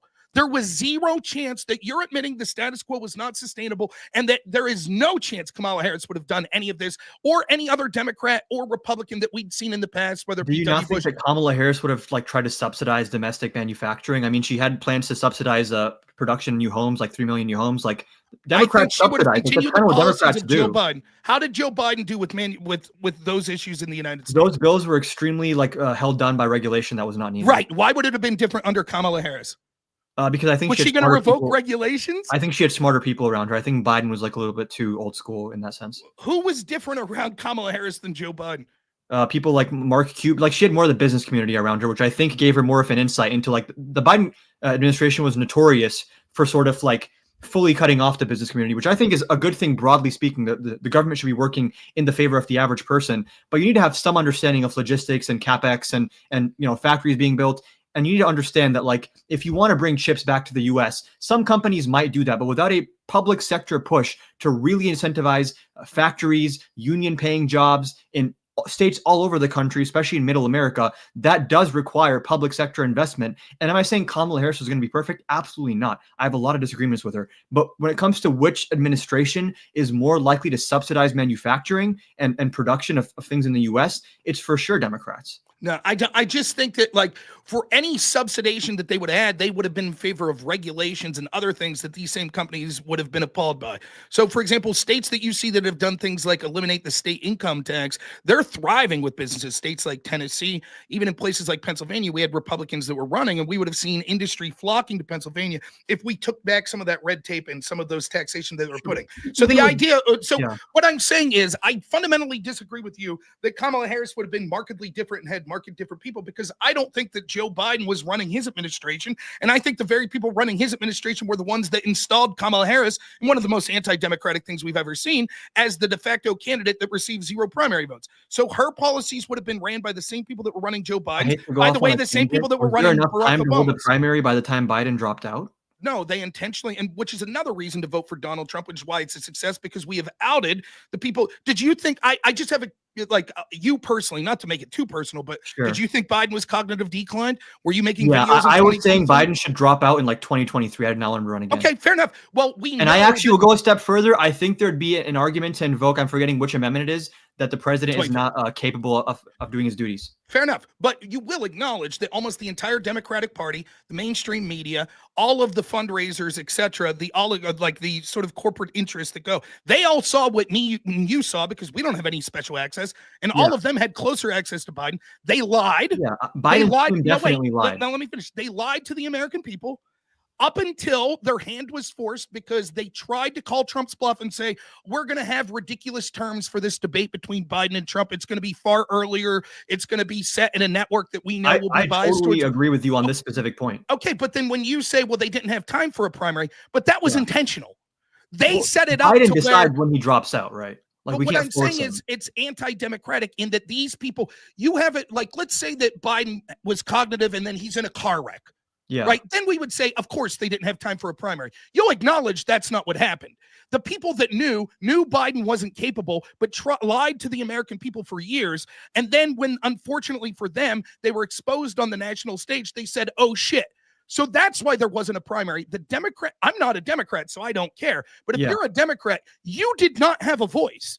You did not get to pick. And the reason wasn't because some terrible ailment befallen Joe Biden. It's because the people running the Biden administration, the mainstream media, almost everyone in the political like class Ron lied Klain, to like you. Biden's very inner circle, I think, kept him shielded even from other people in the White House, to the extent that I think most Democrats were just under a false impression of what Biden's ability was. I think it was a very small group of people that actually saw consistently behind the scenes him like falling asleep and struggling to speak to other world leaders. Then how did you know in 2023? Oh, I just thought he was like not going to win re-election. That's why I wanted him to drop out. So wait, you wanted to invoke the 25th Amendment because you thought Oh, he wouldn't no. win the In election? 2023, I made a YouTube video saying he'd lose the election, but now knowing what I know, I think invoking the 25th would have made sense as well. So you were unable to see through publicly available evidence, like in 2023, that Biden was I thought he was cognitively slowing impaired. down a lot, but I think you'd have to admit that debate with Trump was a different order of magnitude in terms of how bad he looked. I had never seen him look that bad. I don't think. Well, he certainly looked worst there, but that A was lot because. worse. But there were things I that when watched you that could. debate with apolitical friends of mine, and they're like, "What the fuck happened? I've like never seen him do this." But here's the point, right? Like the point is, the reason that he looked worse there was because they held him from the cameras over and over. But in the little brief spirits you saw of him, like the Easter Bunny having to usher him away at the egg roll because he's so confused, or constantly like when he's in front of world leaders, them having to usher him off the stage, it was evident to anyone watching. Furthermore, if you want to take it a step further and say, well, it was only an inner circle, well, that's not true, because the entirety of the mainstream press knew. Now they're all writing books about it. Oh, we knew in 2022. All of the fundraisers knew. They all knew and they lied, which is another reason when I said my third and most important reason for voting for Trump, why he was a success, was because it exposed the actual least democratic, anti-constitutional scumbags that are the bureaucrats that are actually running this country. My argument for my political stance is as follows. What does it mean to be a populist to me? The irony is, as a progressive, I bet if me and you weren't debating and we just had like a conversation, we're probably going to agree on a surprising lot, because I bet, like me, you think that the current system basically screws over the average person, right? That there's a lot that goes on. We already had agreements about the Patriot Act, sort of Alawaki, things of that nature. All I would say to what you just said is I think that the Republicans are way, way more corrupt than Democrats. It does not excuse the Democrats at all. But again, in an election, saying that like this corruption in the high levels of the DNC or this covering for Biden was sufficient reason to vote for someone who has an entirely different policy agenda, I don't think makes much sense. Well, I'm not saying that it should be a reason to vote if you disagree with this policy agenda. Clearly that. You may pick a known liar over someone who's being transparent, but you hate their policies. Of course, that's a possibility. But what I'm saying is, until we out the people that are unaccountable and really run the country and lie to the American people like this, which is against the spirit of the entire Constitution and what this project of our government's supposed to be, the only chance of doing that was through a vote of Donald Trump. And now, because he won, right, or maybe correlation as opposed to causation that he won, people don't trust these scumbags anymore. That's the large reason why the Democrats are in the hole. That's why the media is in the hole, because we were gaslit. We're gaslit about Russia collusion. We're gaslit. Democrats are in the hole because a lot of Democratic voters think that they're extremely weak. That's like a big part of why their approval rating is so low. All right, fellas, I think that it's about time we moved on the topic. A few of the popular ones that the chat wants to hear about is Trump's gender policies. And then I'd like to get into the anti-Semitism stuff at some point, and if we can, the global reserve currency as well. I also want to talk about corruption real quick, because that's a point I think is important to discuss, but we can maybe get to that. That's sort of what the first topic was, but I have no problem. I'm happy to talk about corruption. I just wanted to ask you about the Eric Adams thing. I don't know if you're familiar with what happened there. Yeah, what happened with Eric Adams. Let's go into that for a little bit, then we'll move into some gender stuff. Can we agree 5 minutes on sort of the idea of corruption around Eric Adams? Yep. Sure. The Eric Adams thing, I think there's many reasons we've heard over and over that it's perfectly fine for the FBI and the DOJ to selectively prosecute. For all we know, Eric Adams was cooperating with them in things they thought were policy important. We were told over and over that that's completely legitimate when we saw the two-tier justice system that protected the enemies of Donald Trump, who and then engaged in taking opposition research from them and weaponizing law enforcement in ways that this country's never seen. The corruption that we saw, the fact that we're going to talk about Eric Adams as an example of corruption, while literally the FBI was illegally spying on Trump's team, knowing that the information was coming from Hillary Clinton. Are you talking about Crossfire Hurricane?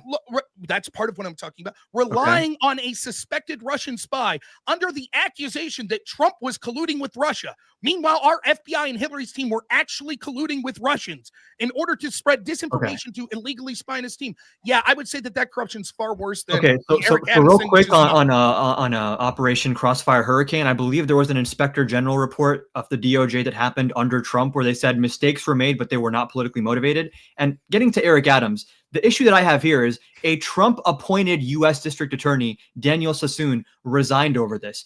Appointed by Trump in his second term. She is a staunch conservative. I think she's in the Federalist Society. Her and Hagen Scotton, these are die-hard Trump supporters appointed by Trump as district attorneys. And she says in her resignation letter, I attended a meeting on January 31st with Mr. Beauvais, Adams' counsel, and members of my office. Adams' attorneys repeatedly urged what amounted to a quid pro quo, indicating that Adams would be in a position to assist with the department's enforcement priorities only if the indictment were dismissed. Mr. Beauvais admonished a member of my team who took notes during this meeting and directed the collection of those notes at the meeting's conclusion. This is like cartoonish levels of corruption that are so bad that a Trump supporter is resigning over this. I don't give a shit. Trump supporters like John Bolton, Trump supporters like Jeff Sessions, these were people that were so-called Trump supporters by Trump in his second term. I don't care. I don't care. Just because George Bush, the validity of this let me finish. Just because George Bush or Donald Trump appointed someone so they're Republican, we have to take their word at face value. That's not an argument to me because I've seen Trump. One of his weak suits is he appoints a bunch of people that are bad, right? So that's not really an argument that I take weight into. Secondly, let's say that the worst is true. Okay, so then what happened here? Trump wanted to deport illegals, so he wanted Eric Adams there. So he said, hey, we won't prosecute you if you help us deport illegals. He wanted access to Rikers specifically.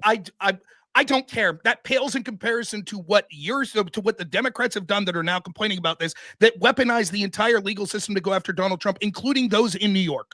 I don't give a shit. I'm tired of listening to people talk about these little drops and that, oh my God, this is corruption. This is corruption when they were silent or they actively participated in the blatant corruption that we saw against Trump for 8 years and Trump supporters. I don't care. That all the indictments for corruption too? What's that? Are you? You want to go through one by one? I'd be happy. Can we get to this debate to go through like 12 hours? We can go through all of these indictments one by one. No problem. I'd be happy to talk about each and every one of them. Is that what you want to do? What's your issue with the classified documents case? Because that to me is the strongest one. I think that almost every person in Washington has mishandled classified documents. Sure. That's not okay. The allegation is obstruction of justice. They gave him a year to return everything. That's not true. What they did was almost immediately, we saw NARA, a person who was in charge of NARA that was tweeting things like #resist. He decided on day one, oh, I wonder what's in those boxes. What happened was they decided that they were going to investigate Trump with a fine-tooth comb from the get-go. And then they had all sorts of things when Trump was reasonably allowing them in. They were like, well, you're not cooperating in this way or that way. FBI agents, you want to talk about resigning, wrote letters in private that they thought it was absurd that there was a raid on Mar-a-Lago because there was cooperation occurring. Meanwhile, we had Hillary Clinton's team, on the other hand, that not only mishandled classified documents, but then had a lawful subpoena, which they deleted, actually destroyed the evidence in an unrecoverable way. How many of them were charged with a crime? To my understanding, none. Oh, now which is I'm not here to defend Hillary Clinton, just to be clear. We can do the whole whataboutism thing in circles for 12 hours, like you said. It's not whataboutism. When you ask me specifically your description of the case is inaccurate. That's what I'll give you. National Archives, I've read the indictment, gave Trump multiple months to return documents. He returned some. They returned some, and they said, this isn't everything. What else do you have? He stalled. They took a while before they even referred it to the DOJ, because at first it was just, hey, can you return these documents? Even then, my understanding is the DOJ gave Trump multiple opportunities to return these documents and not pursue any kind of criminal indictment. This only became a matter of obstruction of justice when there was security camera footage and text messages found of people that work for Trump saying, he said, like, hide this box over here, or like, don't show this person this, as they're actively being investigated. The reason Mar-a-Lago was raided was because Trump refused to comply with subpoenas and actually turn over these documents. And again, Trump is on tape. He is on tape, recorded, showing people these attack plans on Iran and saying verbatim, if I was still president, I could have declassified these, but I'm not president anymore, so I can't be showing you this. Like, he's so on tape. Adam conveniently, I don't know if you didn't understand or you're intentionally misrepresenting. My argument is this is a crime that almost everyone commits, and there's selective prosecution, which is antithetical to the entire foundation of our legal system. Please. Yes, this is a crime that's committed all the time, and it's antithetical to sort of have selective prosecution. Please, let me finish. Please. Yeah. I sit there, right? Okay, so that's my argument. Now, he's going to say not everyone does it. Okay, then let's talk about his contemporaries that we can see. One, we know what Hillary Clinton did was worse. The FBI decided to give everyone immunity and go as easy as possible. She literally not only mishandled classified documents, which they knew for years, and allowed her to go, and you didn't have places like NAR or other record keeper places that were consistently demanding this information back. But when there was a lawful subpoena issued by Congress, they destroyed that evidence. Clear case of obstruction of justice.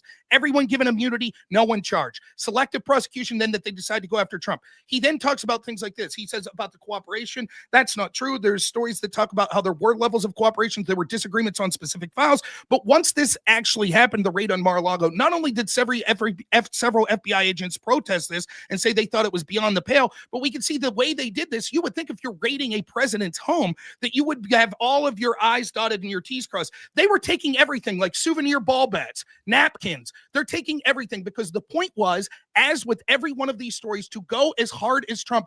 There's your person. Now find the crime. That's what they were doing. Last thing I'll say real quick. You talk about him on tape. After that procedure, it was Biden's DOJ that actually issued the orders to go after Trump. We now know that Biden himself not only committed the same crime and improperly handled classified documents, not only held it for far longer, including his time as a senator, not only was that as a senator something he would have never been allowed to take home, unlike Trump, but he actually admitted, you ready for this? On tape, this is probably classified and I'm not allowed to show it to you, but here, go ahead and read it. He literally did the exact same thing as Trump and then had his DOJ prosecute Trump. It's selective prosecution all throughout. The crime of mishandling classified information, isn't that a big deal? However, the selective prosecution to try to influence politics. The issue with the classified documents case is not just mishandling classified material. You're half right that probably every government official to some extent mishandles it. The issue is that he did not really cooperate with the government in returning them. The main charge there is obstruction of justice, not just, and the way we know this is the case is— Did Hillary's team cooperate? Hold on. The documents that Trump returned are not part of the indictment. He wasn't actually charged for those because it turns out when you comply and return the documents, you're not going to get charged, even though he technically could have been charged for mishandling. They didn't charge him for that stuff in the areas where he complied. And I want to ask you a broader question. Is it just like any time that Trump is indicted, it's like a political witch hunt, but then anytime a Democrat, like Eric Adams was indicted, Bob Menendez, like Democrats also face legal consequences for breaking the law. When it comes to Hillary Clinton, I would agree with you, actually. Like, I think these people should be held to account to a much greater degree, but I don't explain all of these discrepancies with some kind of like evil political deep state agenda as much as just there's different prosecutorial discretion and different judges in different cases. And there's the word. Every time I debate someone on this, they will write everything away as prosecutor discretion. So my answer, so let's take that to the logical. My answer when it comes to Eric Adams is prosecutor discretion. They have discretion to not pursue people. Therefore, no problem. Why do you automatically assume legally? Yeah, they dropped the charges. Okay, sure. Cool. So it's just prosecutor discretion. So what's this topic even about? Secondly, did Hillary Clinton's team comply? With what specifically? When they were asked to return evidence. No. Did they eventually get the evidence that they requested of Trump? With the classified documents case? Yes. I mean, they raided Mar-a-Lago and took it. So they got it. Did they ever get it from Hillary? Not to my understanding, no. I mean, I also want to say I'm not super familiar with the Hillary case. Like 2016 was a while ago at this point, right. But I'm taking your word that you're not misrepresenting. I'm familiar with sort of the talking points. Oh, prosecutor discretion. Oh, it was a long time ago. The point I'm trying to make is I don't think it's particularly I think there's all of these crimes that they're going after Trump for that he may have committed them. Right? My estimation is 90 to 95% of people at the national level of politics have committed all sorts of crimes. For example, I ran for Congress. I'll be honest with you. Some of the laws understanding campaign donations. Be careful. Don't incriminate yourself. No. I took $0, so it didn't matter. But just look into. That's one of the reasons I intentionally took $0 because as a layman, right? But you could easily run afoul of those without intending whatsoever. It doesn't mean you didn't commit a crime. The problem is they decided from day one, as Chuck Schumer said, we're going to go after this guy because he's criticizing us. So in all of these states, you had people like Letitia James, people like Fannie Willis. You had people like Alvin Bragg. You had people like James Comey at the FBI. You had the people at NAR. All of them constantly like, we investigate Trump more, investigate Trump more. They illegally spied on him. Meanwhile, when we have apples to apples comparisons, Okay, in 2016, he's running against Hillary Clinton. She mishandles classified documents. She destroys them, or her team destroys them. Well, no problem. We're not going to charge any. Legal Then you have cases Joe are almost Biden. never actually going to be apples to apples. I think that does a That's lot of heavy lifting for your argument. The point that I'm trying to make here is, like, for example, I believe it was a judge in a red state that struck down Biden's student loan forgiveness before it went to the Supreme Court. And I wasn't out here saying, like, the Republican judges, the activist judges are coming after Biden. I think, like, respecting rule of law, even when it goes against people that I might support or policies that I might like, is important to do. And a trend that I notice with, I don't want to speak about you because I'm not very familiar with your content, but people who are Trump adjacent, is that it just always conveniently that every judge who goes against Trump just happens to be an activist judge. It's not like you're saying, I think the classified documents case and the Georgia case were strong, but I think the other case was weak. You're just saying, like, by virtue of Trump being indicted, that it speaks to some sort of, like, issue. And then it's like, okay, if it's in a blue state, that also, I guess, takes away all credibility, even though Democratic policies have been challenged in red states before, and that still stood. My issue here is not to say, like, every prosecution is always perfect, but it's this, like, reductive explanation of the evil It's deep not state reductive. coming. It's not reductive when I can talk. We'll respond to this, Rob, and then we'll move on. My fundamental argument with politics is that there are bureaucrats and people behind the scenes that are really running things. And what they do is they aggressively go after people that they don't think would allow them to keep their hegemony on power. Right. So, for example, when you say, oh, this is just, it's prosecutor discretion, it was a long time ago, we can see the people that were running the FBI and NAR that were making these decisions were doing things like this. Peter Strzok talking about needing an insurance policy to prevent Donald Trump from winning. We could see that Kevin Kleinsmith was tweeting out #resist when he was later charged with the crime when he intentionally manufactured evidence to say the opposite of the truth to continue to get FARA warrants against Donald Trump.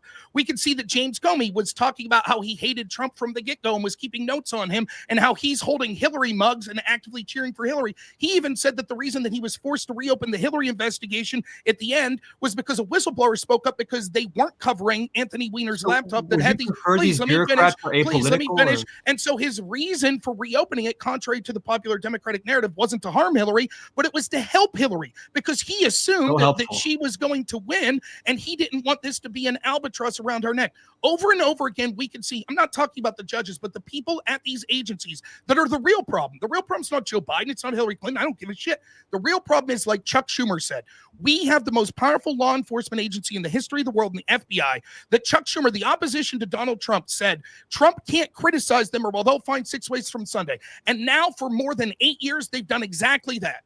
That's my argument. And we can see the selective prosecution. And that's more of a threat than how big of a deal do you think mishandling classified documents is on a scale of 1 to 10? Just mishandling them, not the obstruction of justice part? Yes. Scale of 1 to 10, maybe like somewhere between a 4 to a 6. Okay, so they're rating a former president over something For you would say is obstruction of justice. How bad do you think it would be if we have an FBI that's intentionally going after their opponents and then protecting the people they see as allies? How bad would that be on a scale of 1 to 10? In the premise that you laid out, it obviously would be bad, but I obviously would reject that premise as being true, right? Because, like, again, when you talk about what did I say like, that was inaccurate? When you talk about things like Operation Crossfire Hurricane, there was an inspector general investigation into this under Trump, and they said, yes, mistakes were made in terms of the process that were followed. But again, the issue that I have with what you're saying— That's not true. Like, you're misrepresenting what they said. He said in the summary of that, it's not even a problem of changing policy. Until the culture at the FBI is radically changed, no change in policy will matter. That's as scathing of an indictment as you could get. That's from the Durham report. That's from the Durham report. Right. And that Inspector General report in 2019 said there was no political motivation with Crossfire. That's not what that said either. What it said was that they were unable to prove a political motivation. He was asked, if you want to go through this real quick. Shouldn't you be able to prove it? No. Right? Because the Inspector General was asked, he had a 4-hour hearing, right? And he was asked specifically on this question. How do you explain? He said the absolute worst thing that he saw in the FISA abuse was as follows: that the FBI kept saying, we've talked to the primary subsource one, a man that would be a suspected Russian spy named Igor Dashenko. Right? They got 2 warrants without talking to the subsource. The 3rd warrant, they went to the FISA court and said, we talked to Igor Dashenko and we think he told the truth. So then they got a 3rd FISA warrant. The Inspector General goes, what was so appalling about this was, you know what he told the truth about? He said, wait a minute, that was all bar talk. I don't have proof of any of this.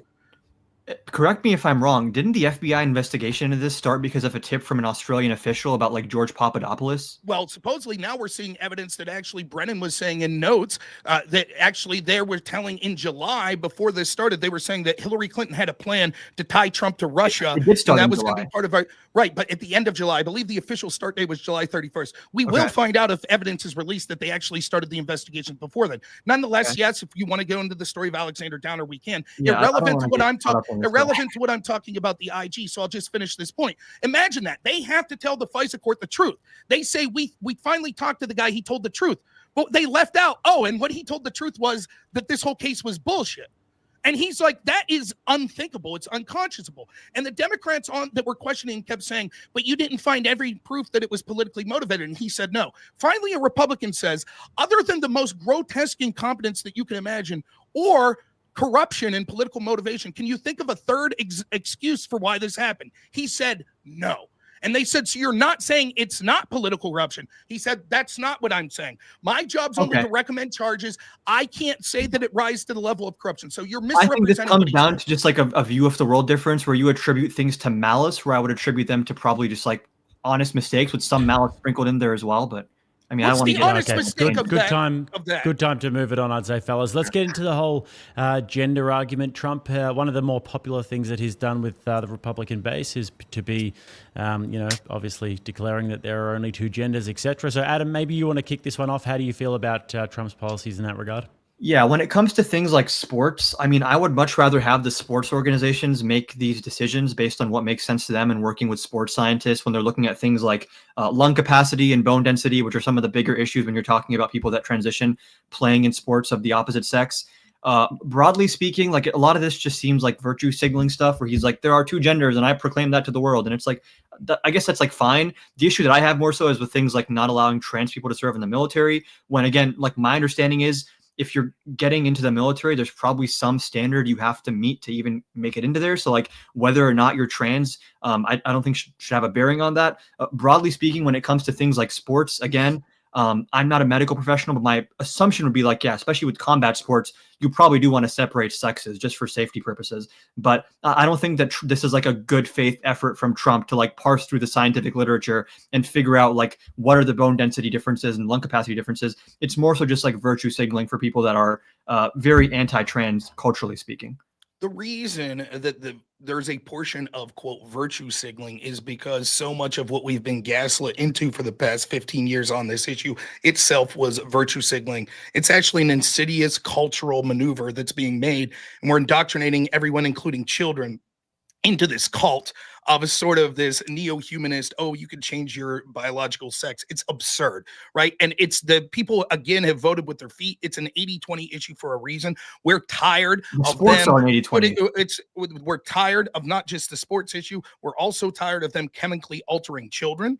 Other countries that we're told have better healthcare systems like UK have put a stop to this because they said that the evidence that's being put forth hasn't been thoroughly studied, and we should not be medically testing and chemically altering or physically altering in the terms of surgery people that are not of the age of consent. It is monstrous that we're doing this. So how widespread do you think these procedures are? It doesn't matter if it only happens to one person. It's irrelevant. The point is that this is being pushed as it is being pushed as a virtuous issue. It goes hand in hand with the sexualization of children and other people. And I'm more than happy that we're pushing against this. On the sports issue specifically, I'm interested in this point. You say it should be left up to each sports body. So even when you're talking about like MMA, do you think that the government doesn't have a role? It should just be up to, for example, UFC to say. I don't think any MMA organization would allow, like, if they are evaluating the current scientific literature. That's not the question. It's about outcomes. But you're saying that it should be up to every specific sports organization. Who can play in what category? Sure. Okay, so you would say that there's no government role. The government shouldn't be providing incentive or penalties when it comes to sports and what sort of sports are being offered. In combat sports, there might be a point that you have there. But again, you'd agree there's some sports where like sex probably doesn't make a huge difference. Okay, let's take combat sports out of it. How about baseball? I mean, I'd have to see like what the literature is. Again, this is a thing. Like we're acting like we're doctors here, discussing like specific. No. I'm not acting like I'm making a specific point. I'll get to. I'm asking as a general theory. You're saying that ultimately the government shouldn't have any role in saying, "Hey, this is who's allowed to participate in this sport, or this is what happens in this sport or not." That's your general theory. I mean, I'm sure there's basic protections that they have to afford, but again, what do you mean by that? I guess. Explain Title IX. Were you in favor of that? Is that just like a sex-based equality being right? So confirmed? Title IX, I think it was, I can't remember, 70s, 80s, but the idea behind it was that the federal government said that they were going to withhold funding to universities unless they offered equal amounts of sports for females as males. Now, one of the net effects that this had was it actually massively decreased in many areas male sports that were offered. So take a university I went to. Let's say that it offered 14 athletic competitions or sports for men and only 2 for women. Well, if under Title IX, they decided this has to be equal, maybe they could only get up to 8 for women. So they were forced to cut back to only 8 for men, or they would run afoul of Title IX and they would lose a lot of their government funding.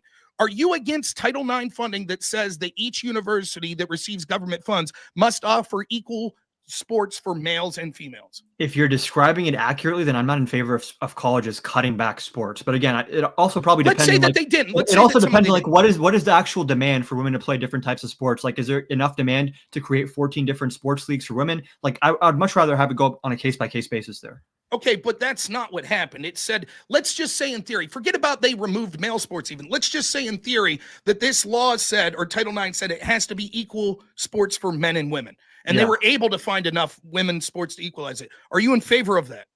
Then sure, yeah. Why wouldn't they offer the same opportunities to both sexes if there's equal numbers of people that want to play? So you would be in favor of the federal government withholding funding to, say, like Duke University, if they offered in 2020 or 2020, they offered it holds up. Assuming it holds up constitutionally speaking, like I'm taking your word for all this. I'm not super familiar with Title IX. Okay. But what do you mean assuming that it holds up? We're asking what your opinion would be. My opinion would be, you're asking if it's justified for the federal government to withhold funds, and there's going to be certain parameters that dictate justification. Okay, well, given that, if you're somehow saying if that's constitutional, you'd be for it, and it hasn't been revoked for as long as it's been there, then why wouldn't the federal government have a say in intervening in female-only spaces? I already said when there's like basic safety precautions, that's fine, but it has nothing to do with that. What do you mean by intervening is the question, like such a broad term. Like, if the idea behind Title IX was female deserve female-only sports, and it wasn't just for combat sports, it was sports in general, and you're like, yeah, I think that's okay for the government to say. If you're asking me broadly, I don't think that people should be able to play in sports of the opposite sex. That's my broad umbrella. But you're saying that should be up to each individual athletic body, not the federal government. The reason that I caveat that is, number one, the medical literature is evolving, and I'm sure there are some sports like fucking chess, which is not even under discussion, but like you can imagine sports where it probably doesn't make a difference. Well, that's not true. It depends on what you mean makes a difference. Like, even when it comes to chess, it might intuitively be to you that males have no bone density and lung capacity, which can be even if you condition before puberty. But again, there's a red herring going on here. We're not just talking in sports or competitions where females could get hurt because of bone density. That's the 80-20 issue you mentioned, though. That is the 80-20. That is okay. Nonetheless, that's not what we're talking about. That's not what Title IX was about. It was about opportunities. And you deflect from, well, my personal proclivity would be we don't have biological men in female sports. But you're also making the argument that the government doesn't have a say in that. But we have a history in this country of the exact opposite, that the government has, since Title IX, been threatening to withhold funding, saying that we need female-only spaces, and not just female-only spaces in athletics where it's somewhere they could get hurt. Yeah. And so so this isn't a radical departure. This falls in line with what we've seen. Okay, and what exactly is your question on this? Well, the point is, when your point was, I don't think the government should be involved, they already are. They've been for decades. Hold on. Again, I said the government's going to be involved in some capacity with anything having to do with sports. There's athletic commissions in different states for professional sports and college sports. Like, you're just using very vague language. I don't know what exactly you mean by some of these terms. I don't know. Can you explain I agree. I agree fundamentally. The government obviously plays some role in sanctioning and regulating all sports and the actions of many colleges. What specific regulations are we talking about here? Okay, I'll say this. I agreed with you in that, like, if you're cutting back on male sports, I think that's a bad thing. If you're willing to accept that the government could regulate that each university they send money to should have equal sports for men and women, then are you also willing to accept that they could regulate saying biological men can't be in the women's sports? Well, I think they should be able to regulate that contingent on the actual demand for equal sports between the two sexes. Like, if no women want to play basketball, for example, at a certain college, you shouldn't mandate that college to offer women's basketball. Okay, so then you were against Title IX, because that's what Title IX did. It didn't say specific sport to sport. It said you had to have equal. So, for example, maybe you didn't have enough women interested in basketball, but you had to dive in. Yeah, that seems like painting with a broad brush where you could use more specific. Well, that's what the government did. So you're against that, and you're also against the government. So fine. You're Sure. against what has been And again, precedent like, in our I'm country for a taking long all time. of your Great. descriptions for this just for granted that there's no right-wing framing on any of this. I'm just taking this for your word. Sure, Okay. that's fine. The other thing is, it's interesting because it juxtaposes to the conversation about Trump withholding funding from places like Colombia. When it comes to Title IX, there was an infamous memo that was sent out during the Obama administration that said they were applying Title IX to say that if universities didn't take accusations of like sexual assault, impropriety, etc., seriously, that they could withhold federal funding to these universities. Now, the net result of that was things like the UVA rape hoax, right, and Mattress Girl, where you had all of this What is swath of Mattress Girl?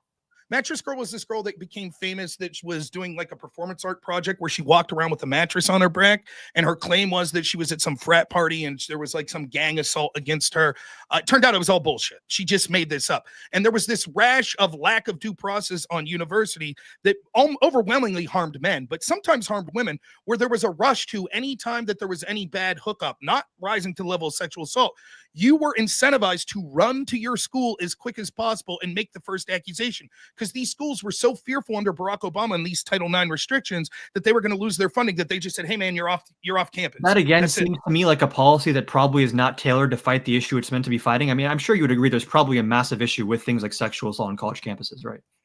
Well, any one sexual assault would be bad, and I think we should do something. So when you So, say I mean, massive, this is not like meant to be a gotcha. Like you would agree, we should probably try to increase like capturing. Right, I'm just saying, like, these examples. the reason that I hesitate to say yes is because the numbers that were cited as sort of the reason for this was like 1 in every 3 women were raped. I don't think it's that massive, but I would say that there's certainly thousands of people that It's are definitely harmed, and statistically very significant and probably higher on college campuses than other places. I don't know if that's true. There's With interesting frat parties research. and hazing stuff. Like I can promise you, These some are weird shit going on. stereotypes. These are stereotypes that oftentimes are I cited, but lived don't on seem the to bear. campus of University of Michigan. I can promise you some weird shit goes on at frat parties. So you saw rapes? Did you report I them? never said I saw rapes. I've heard about crazy Okay. hazing though. So when we're talking about hazing, that's not the same as sexual assault. Yeah, but I'm talking about the code of conduct on these campuses sometimes is like a little bit insane. So it wouldn't be surprising. What that does people are hazing getting, mean, guys? Is that something? Is that it's like like a lingo initiation that I'm- into frats, like you eat like a raw goldfish, or like someone died once because they were in a car trunk on the freeway, like a lot of weird shit you have to do to prove yourself. It's like bullying, like when you get jumped into a gang, that would be hazing. What you see on frat, like frat hazing, if you watch movies with like old school and stuff, you remember when they throw the bag over that dude's head and throw him in the back of the van? That's hazing. I don't see the problem with hazing myself. But there's always different initiations at different football clubs and stuff. But I guess anything that goes into crimes would be bad. Well, Sure, right. There could be hazing that's harmless. Sick, so. But like if part of the hazing is like, we're going to break your arm, that would probably be a problem. But yeah, but the point I'm trying to make is I don't think it's as clear as you're saying. Nonetheless, even if it is a problem, and we could say, yes, sexual assault on campus is a problem, no problem. Like the way that went about it, we again saw that Democrats were more than happy to have the federal government intervene and threaten to withhold funds to universities when it came to wanting equal amount of women's sports as men. Now they're taking the opposite tack, saying that biological males should be in female sports. And when it came to these Title IX, this absurd like rush to no due process, got to reject, we could see that they were withholding funds. So but again, now they're crying a foul when the Trump administration is using things like the Civil Rights Act to try to withhold funds from places like Harvard. We should talk about the Harvard thing in a second, but my broad take here again is because I'm not super familiar with the Title IX stuff. I can only speak in regards to what principles I hold. The reason I'm skeptical of what you're saying is because there's been so many examples. Like I think the Vivek Ramaswamy brought up that like the Department of Education is cutting off funding from schools that like don't allow archery or something. And then it turns out when you read into it, it was just like a wording issue in the law under Congress, and they amended that. So like when it comes to educational funding, forgive me for saying that I maybe don't take everything you say at face value. Completely fair. I would not expect you to. I can only share my principles on this, which are that number one, I think as a broad rule, you should have sex-based distinctions in competitive sports at a college level and professional level. Elementary school stuff, like I don't give a fuck if dodgeball is like mixed gender or whatever. I think most people agree on that. When it comes to the concept as being an 80-20 issue, it is 80-20 in sports. When it comes to virtually everything else, like trans people being in the military, or just generally speaking, what is the cultural attitude towards trans people who are a very, very small portion of the population? And another reason I just take issue with this conversation is that, like, sure, I'm not saying it's not important, but in terms of like when we rank the top issues facing America, would this be in your top 10? Yes, because the reason that it's there is because it's not just this specific issue, though. Anytime you're talking about the mutilation of children and the sexualization of children, that's certainly a top issue.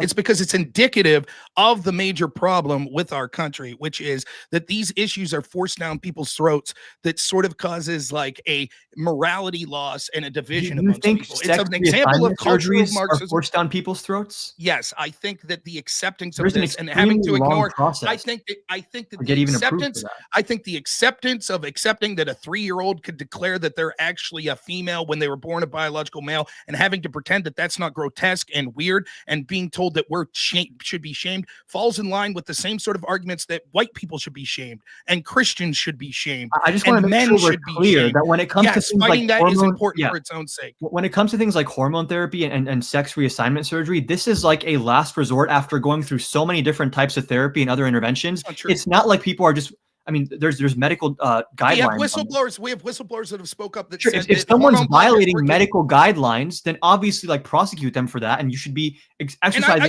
I just want to clear out, like, we're now seeing a story from the New York Times just this week that's basically saying, hey, guess what? That prescribing Ritalin and Adderall to all these children, yeah, sorry, that was just a big scam to make pharmaceutical companies money. This is now this a trans totally issue different is a topic the point, than sex the reassignment tangential, surgery. but the reason I'm saying this is because it's huge business, the sex reassignment surgery, and saying like, well, there are laws and you have to go through certain procedures. There are loopholes to get around that, and whistleblowers have talked quite frequently, including people that have detransitioned about medical ethics and medical guidelines. I have a friend in medical school, and I can tell you one of the reasons I don't like talking about this is because people like to pretend like this is all very black and white and clear cut. My gut feeling on this is that I'm probably against these types of procedures for minors. But again, like when we talk about these procedures, they are so insanely rare and there's so many hurdles you have to go through before you get them that I'm imagining like in the cases where someone is getting these procedures, it's a last resort after years of therapy and trying everything else. If people are rushing to this, obviously I have an issue with that because it's like irreversible in some cases. But the rare thing's an interesting argument because we're told as a society we have to bend over backwards for a very rare condition, which is trans. What do you mean by bend over backwards? Like every space that we have has to be infiltrated now by people that are pretending, and we have to accept maybe their if you're bullshit. if you're let me give you an example. like most places for in the example, country, I've been banned on Twitch for misgendering someone. I have to accept on one of the biggest live streaming social media platforms that I have to pretend that a trans person who's a biological male is a biological female.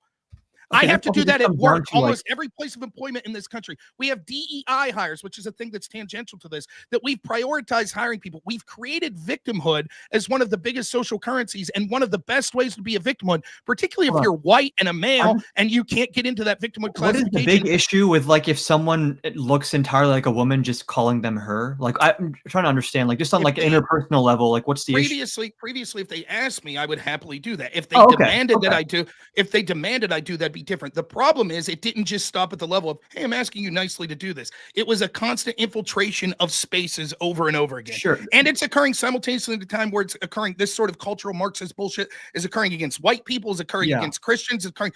And like, for example, while this is going, we're also being told, well, we have to have drag queens in children's spaces, and we have to have critical race theory being taught to children in school, and we have to teach children that actually you're not born a male or a female, like, and we have to take off birth certificates like mother and father. All of this stuff is a concerted effort. The issue that I have with the way that you're framing this conversation is we always focus so much on the fringes to talk about the broader group of transgender people, and like most transgender people are probably just like dressing differently and they want to be called by a different name and pronoun. That is the vast majority. And I always question the motives of like, why are we focusing so much time and energy? I'm fine to have the conversation as I've been having, but why are we focusing so much time and energy on the fringes of a group that by and large is like just trying to like live their life and not face discrimination? Because they are at the forefront of sort of victimhood culture and DEI has shoehorned itself into every institution in this country. Well, DEI, again, there's a lot of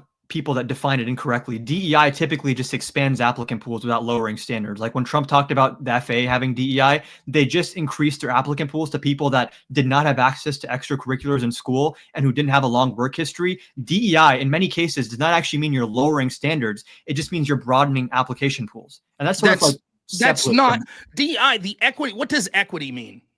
Depends on who you ask. Okay, well, traditionally, what it ends up meaning in practice Fairness. is equal outcome. And this is another thing that happens over and over. What happens is we're told, no, no, no, no, this isn't happening. This isn't happening, like the border. And then when we find out it is happening, they're like, yeah, it happened, but it was a good thing. So I could tell you, we could go through the list. People are We could go getting through the hired list. on People lower like, standards, I oppose that. right. So we could go through a list of someone like Christopher Rufo has put together that shows at universities, that shows that many major corporations, their DEI has resulted in hiring people not based on merit, but based on these categories. quoting the But FAA. anecdotally, I can tell you, and I'm sure that almost everyone in this chat could back this up if you don't want to look at studies. You personally know companies, maybe I'm working for one right now, that has quotas that says that we need certain people. I have a friend that works for a government defense contractor Isn't that that's telling me that it's unconstitutional? fucking laughable that they're basically being said that everyone in a supervisory position on. or higher by 2030 has to be someone from a Aren't minority class. race-based hiring quotas literally unconstitutional? No, well, I think that they should be, but I think that they're applied in many Affirmative ways. action was struck down by the courts, and I see a big conflation between DEI and affirmative action in many cases. And again, when I bring up them not lowering standards, I'm quoting from the FAA website, which is sort of the zeitgeist that brought this into the public conversation, is Trump saying these crashes are happening because of FAA DEI. When you actually read the DEI guidelines, they just expanded the applicant pool. They did not lower standards. I don't believe that they're being accurate in most of the institutions like this. And I personally know, and there's stories that have been reported that we could see actual proof of it, of DEI prioritizing hiring people based on race, based on other I minority oppose that. status. If you can find me specific cases, I will stand with you in opposing that. I just don't think that that's the norm. Well, you mentioned Harvard. Will you admit that Harvard's application processes should have been unconstitutional based on the fact they were prioritizing people of color? Yeah, I oppose affirmative action. Okay, so the fact that And occurred it's and now that unconstitutional. what's that? It's now unconstitutional. It has Okay. been for a while. So I just like, if it's happening, then sure. Like if there's, Do you think it ceased to happen now? In large part, probably, yeah. I think that you're full of it. I think that it just ignores the reality. And I think that if the you're a Harvard large thing- company, you might not put down like, oh yeah, we're only hiring a black person. But when that black person comes in, or when that trans person comes in, or when that woman comes in, or when that Muslim comes in, you're like, this will look really good if we could tout 30% of our supervisory forces people that are minorities. Do you think that they are then assuming that I'm taking this for granted, your premise, that they're then saying, okay, this guy has a lower SAT score, we're still going to take him? In Harvard Just in general, or in universities, I think that probably occurs. Still? Yes. Okay, Now, I haven't seen the data. I haven't seen the data, but the most, or court cases on that. If it does occur, I will agree that I think that's bad. I don't think it the should play a most role. recent data that I've seen, I think, was circa 2023. I could be wrong. I'd have to pull up the study, by the way, I appreciate this debate. I'm having a lot of fun. Neither of us have been pulling up big studies. And I think not just you shouldn't trust me and I shouldn't trust you, but the audience should try to do their own research as well, because sometimes we're citing things, right? But we're given sort of the benefit of the doubt. I believe it was 2023 is the most recent data I saw on that. That was actually, it's Asian Americans. It's like that their SAT score has to be so many points higher on average to get into the institution. And then when you filter down, you get to whites, then you get to Hispanics, and then you get to blacks. It's like the average applicant for a university like Harvard that's black is like a 1380 The SAT question score. there, though, is like, are they indexing based on race, or does that just happen to be the distribution because they're indexing based on like socioeconomic background, which you'd agree that's fair to take into account, right? I don't have a problem taking in socioeconomic background, but I think that it's clear. I think that it's clear. What about that if it's someone's a tied to foreign race. exchange student, they maybe bring like a different cultural attitude from a different country?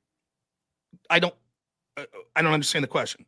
What about that be sort of like a one-up on someone's application, that they come from somewhere that's like foreign and maybe they bring like a different cultural perspective with that as well? I don't think we should prioritize things like that. No. I think so socioeconomics a little different. And I think even in there that it should be very tight, that it's still put through a merit system that they have. Like, it's like anything, like let's take it out into like a firefighter because it's easier for people to understand. There should be a minimum standard for getting into being a firefighter. Is it okay if we say, well, if you meet that minimum standard and this guy met that minimum standard, but you're from a poorer neighborhood, that will hire you? It's debatable. I would say most of the time, no. But at university, it makes more sense why you'd want to try to prioritize people. But you still have to meet that minimum standard. As someone who applied for undergrad in 2019, which I believe might have actually been before affirmative action was struck down by the courts, I can promise you need really good stats to get into a lot of these schools. Like I went to University of Michigan, and like if you're applying with like a 1200 SAT, it doesn't matter what skin color you are, you're not getting in. So that's more anecdotal, I'll admit, but that's fun. Being involved in the process. Let's move it on to the anti-Semitism debate now. This is an interesting one. Just before we get there, guys, if you are watching and you haven't smashed that like button, then I would appreciate you doing that, getting this out far and wide. We are just over halfway to the grift goal, guys. So any sort of kangaroo coins that will go towards the Mrs. Rattlesnake Fund would be fantastic. So we're going to move on to the anti-Semitism debate now. And this is an interesting one because from the left, you have a lot of protests happening on campus at the moment in terms of the cause in Gaza. And then from the right, you've got a fair bit of pushback happening as well in terms of people thinking that Donald Trump is too focused on anti-Semitism as a cause. So I'm interested to hear both perspectives here. Maybe, Rob, you want to kick this one off and how you feel about this particular debate. I don't know. I'm not a big fan of, I'm not for hate speech laws, and I'm going to throw Adam a bone here. I think that one of the chagrins I have of the Trump administration, I understand people could argue that it's not this case, but my gut feeling and look at the preponderance of circumstantial evidence is they're putting a double standard to the criticism of Israel and people that want to criticize Israel versus maybe if you wanted to criticize France or hell, even the United States. And I think that's shameful. I think there have also been legislations, not by the Trump administration specifically, that I'm aware of, though I'm open to hearing that, but certainly I'm aware of some state legislations that seem to enshrine language that sounds very much like DI woke shit that we would complain about, that all of a sudden has Israel on the other end of that. And I think that that sort of thing's despicable. One of the things I like about Trump is sort of his foreign policy that was more anti-interventionist. And so I would like to see him to do more to stop funding both Palestine and Israel and stop kowtowing to Israel, saying that we can't criticize them. This actually does lead to more anti-Semitism. When you say, here's a particular country that we're going to be harsher on your criticism of, it leads to people saying like, well, that's authoritarianism that makes me more likely to want to criticize them. Having said that, I'm aware that many of the people that have been targeted did more than just say, I don't like Israel. And I do think the United States has a right when people are guests in this country to kick them out for a standard that we would not do with the average citizen. So, for example, I think that I should be allowed to say, I hate America, death to America. I don't think that a person on a student visa should. I think we should kick them out. No, same thing. They're not a citizen. We are not on green card in the same regard there. I think that there is different levels of the standard, but my standard would be both of those are below citizen, and we are not obligated as a country to take people that are verbally saying they hate us and want to die. So a few things here, like with visas, that's like kind of probably the least protected class, where it's like they can probably be deported for whatever reason, unfortunately. But like even there with Rumeysa Ozturk, who was the woman who was like abducted by the people without any law enforcement clothes on, there was like a video that went viral. There was a State Department memo that leaked that basically said that they had been targeted to investigate her for anti-Semitism and terrorist sympathies. They found nothing of the sort. And the law that Marco Rubio invoked, I might have the actual text of it if I can pull it up, but there is a very good reason to believe that it is unconstitutional. I think Trump's own sister actually ruled that it's unconstitutional because it basically says that the Secretary of State can remove any alien if he deems they would have some kind of adverse consequence for our foreign policy. That is insanely vague language that absolutely allows the First Amendment to be attacked. In the case of Mahmoud Khalil, which I think is the clearest case, he was a legal permanent resident. He had a green card. He's not here on a visa. He has a wife that's pregnant. Like, this is such a, to me, black and white case where he is being detained and possibly deported. It's going to be appealed now for expressing an opinion that's a political opinion. You're saying like, okay, citizens and green card holders and visa holders have different standards of what they get access to in terms of constitutional protections. And is that just going to be left up to the discretion of the president to then augment that to his own political beliefs? I think that that's actually the biggest criticism. So now that we've laid the standard, I think the problem I would have with a lot of the Trump administration is they haven't outlined a clear, bright line. Let's say me and you would both accept, yeah, we don't have to take people on green cards or student visas that are doing a certain action that we think would be protected for a citizen. I would say green card people still have First Amendment rights. Well, I disagree with that. But nonetheless, let's just talk about the visa people just for the sake of this. If we agreed that there was some level of that, then the next question we would have would be, well, what's that level? Right? Like what, for example, if you're listening to this and you're on my side of the political ledger, let's say that Kamala Harris wins in 2028 and she says, okay, anyone that's here on a student visa and says we should stop funding Ukraine is clearly pro-Russian. So we're going to deport them. I would say no. There's a difference. Now, if they're saying, I hope Putin wins and takes over the United States, That's a different level. I think that arguably, but where is the threshold? And I think once you start regulating speech like that, it's like, who's drawing these lines? You can say we should stop funding Ukraine, but you can't say I support Russia. It's like, where's the actual line between those two statements and how they're specifically worded? So there'll be a problem, and you're going to need to some person talking about what that line is, and we may disagree on what that line is. I don't think but the alternative is goal. worse. The alternative is worse. Allowing Democrats to massively import tens of millions of people, setting up a system that they can't be deported, and allowing them to verbally be like, we hate you, we want to kill you, and we say, well, we can't kick you out for that because who would how draw did the we line? get from Mahmoud Khalil protesting Israel to like Democrats are shipping in legions of people that are saying we want to kill you? Like Mahmoud Khalil no. You misunderstand. You argued against the premise of allowing any regulation of kicking people out based on their speech, and we do know that they are bringing in millions of people. Well, no, some speech is like a call to violence. It's already like there's going to be legal problems there. But expressing political beliefs, I think, is like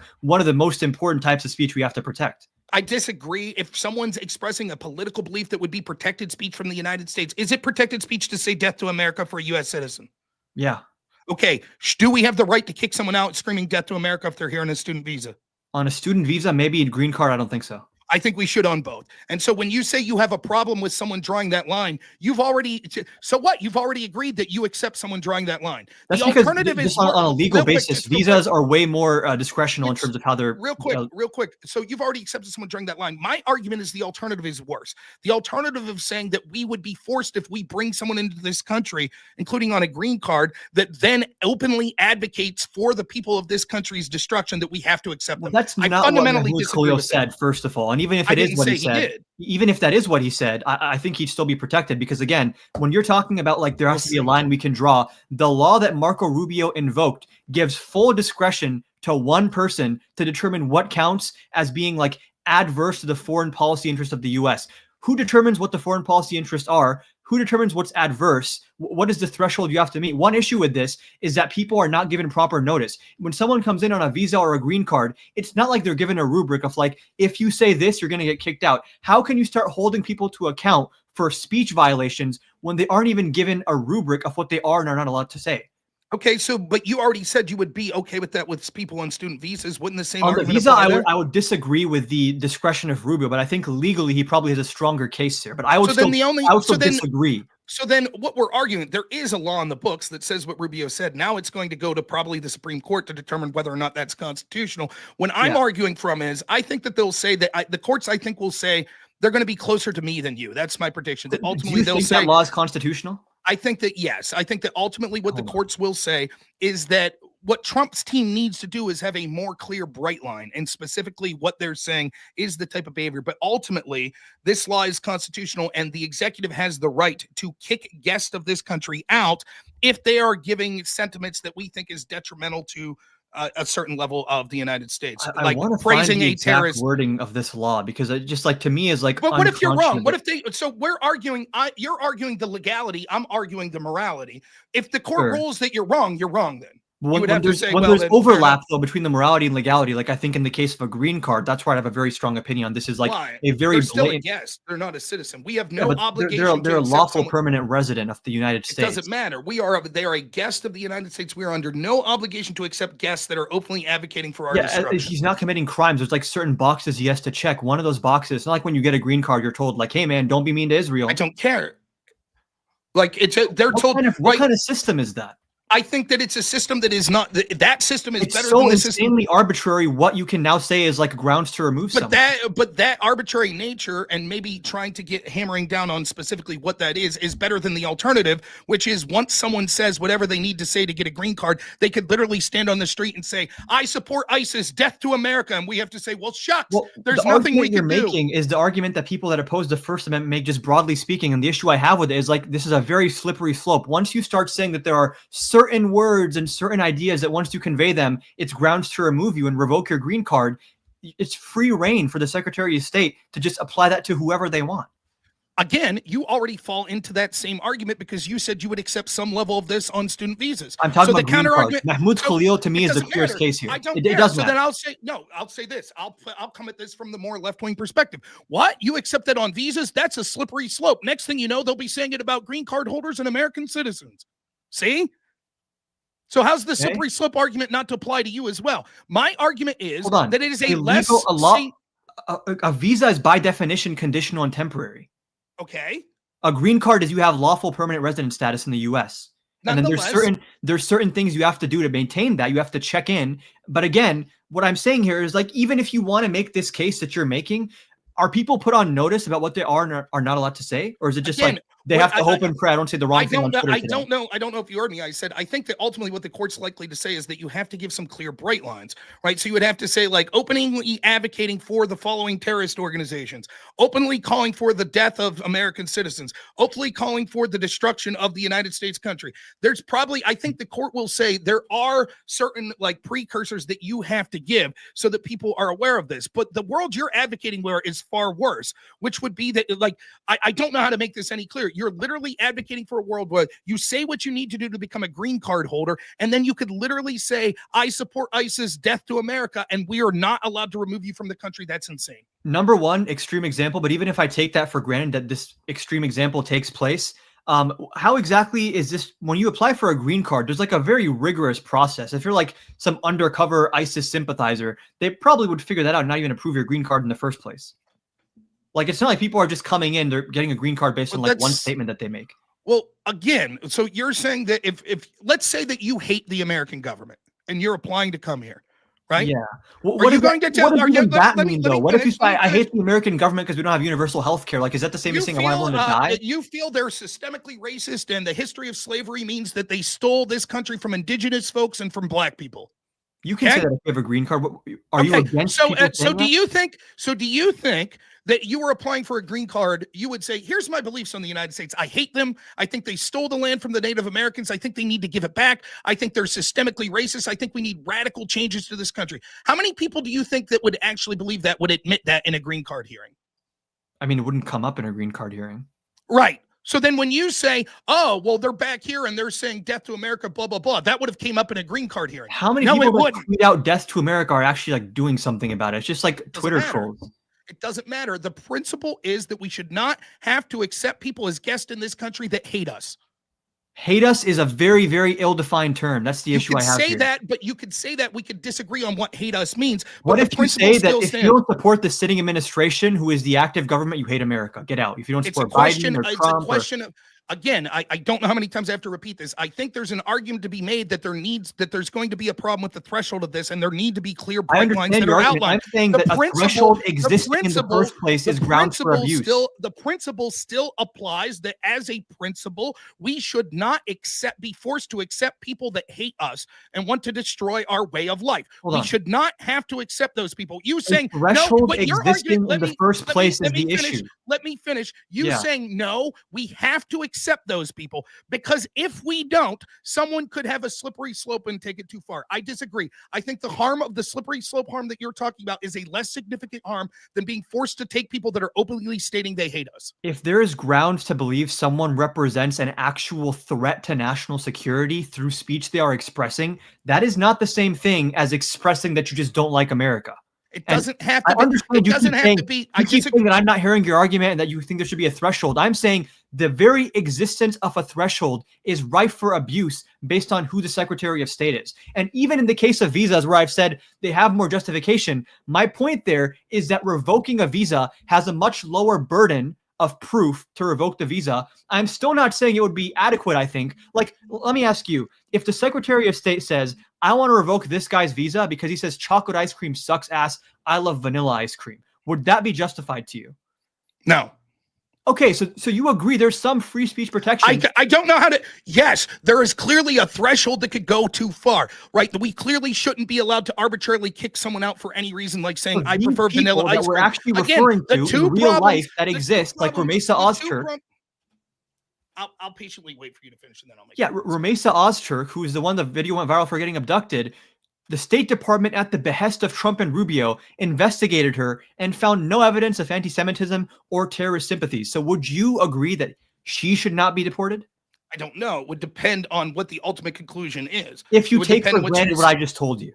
If it turns out that she's like, literally, I was just saying, hey, I want to go to my class. I never said anything. She wrote an op-ed saying that we shouldn't fund Israel or something along those lines. Okay, no, I don't think that would be reason to deport her if that's all she did. I don't believe you that that's all they're claiming that she did. Fair enough. I don't believe it. Nonetheless, the point is, I'm talking about the principle that we shouldn't be forced to take people that are guests in this country that are openly advocating for their hatred of this country, right?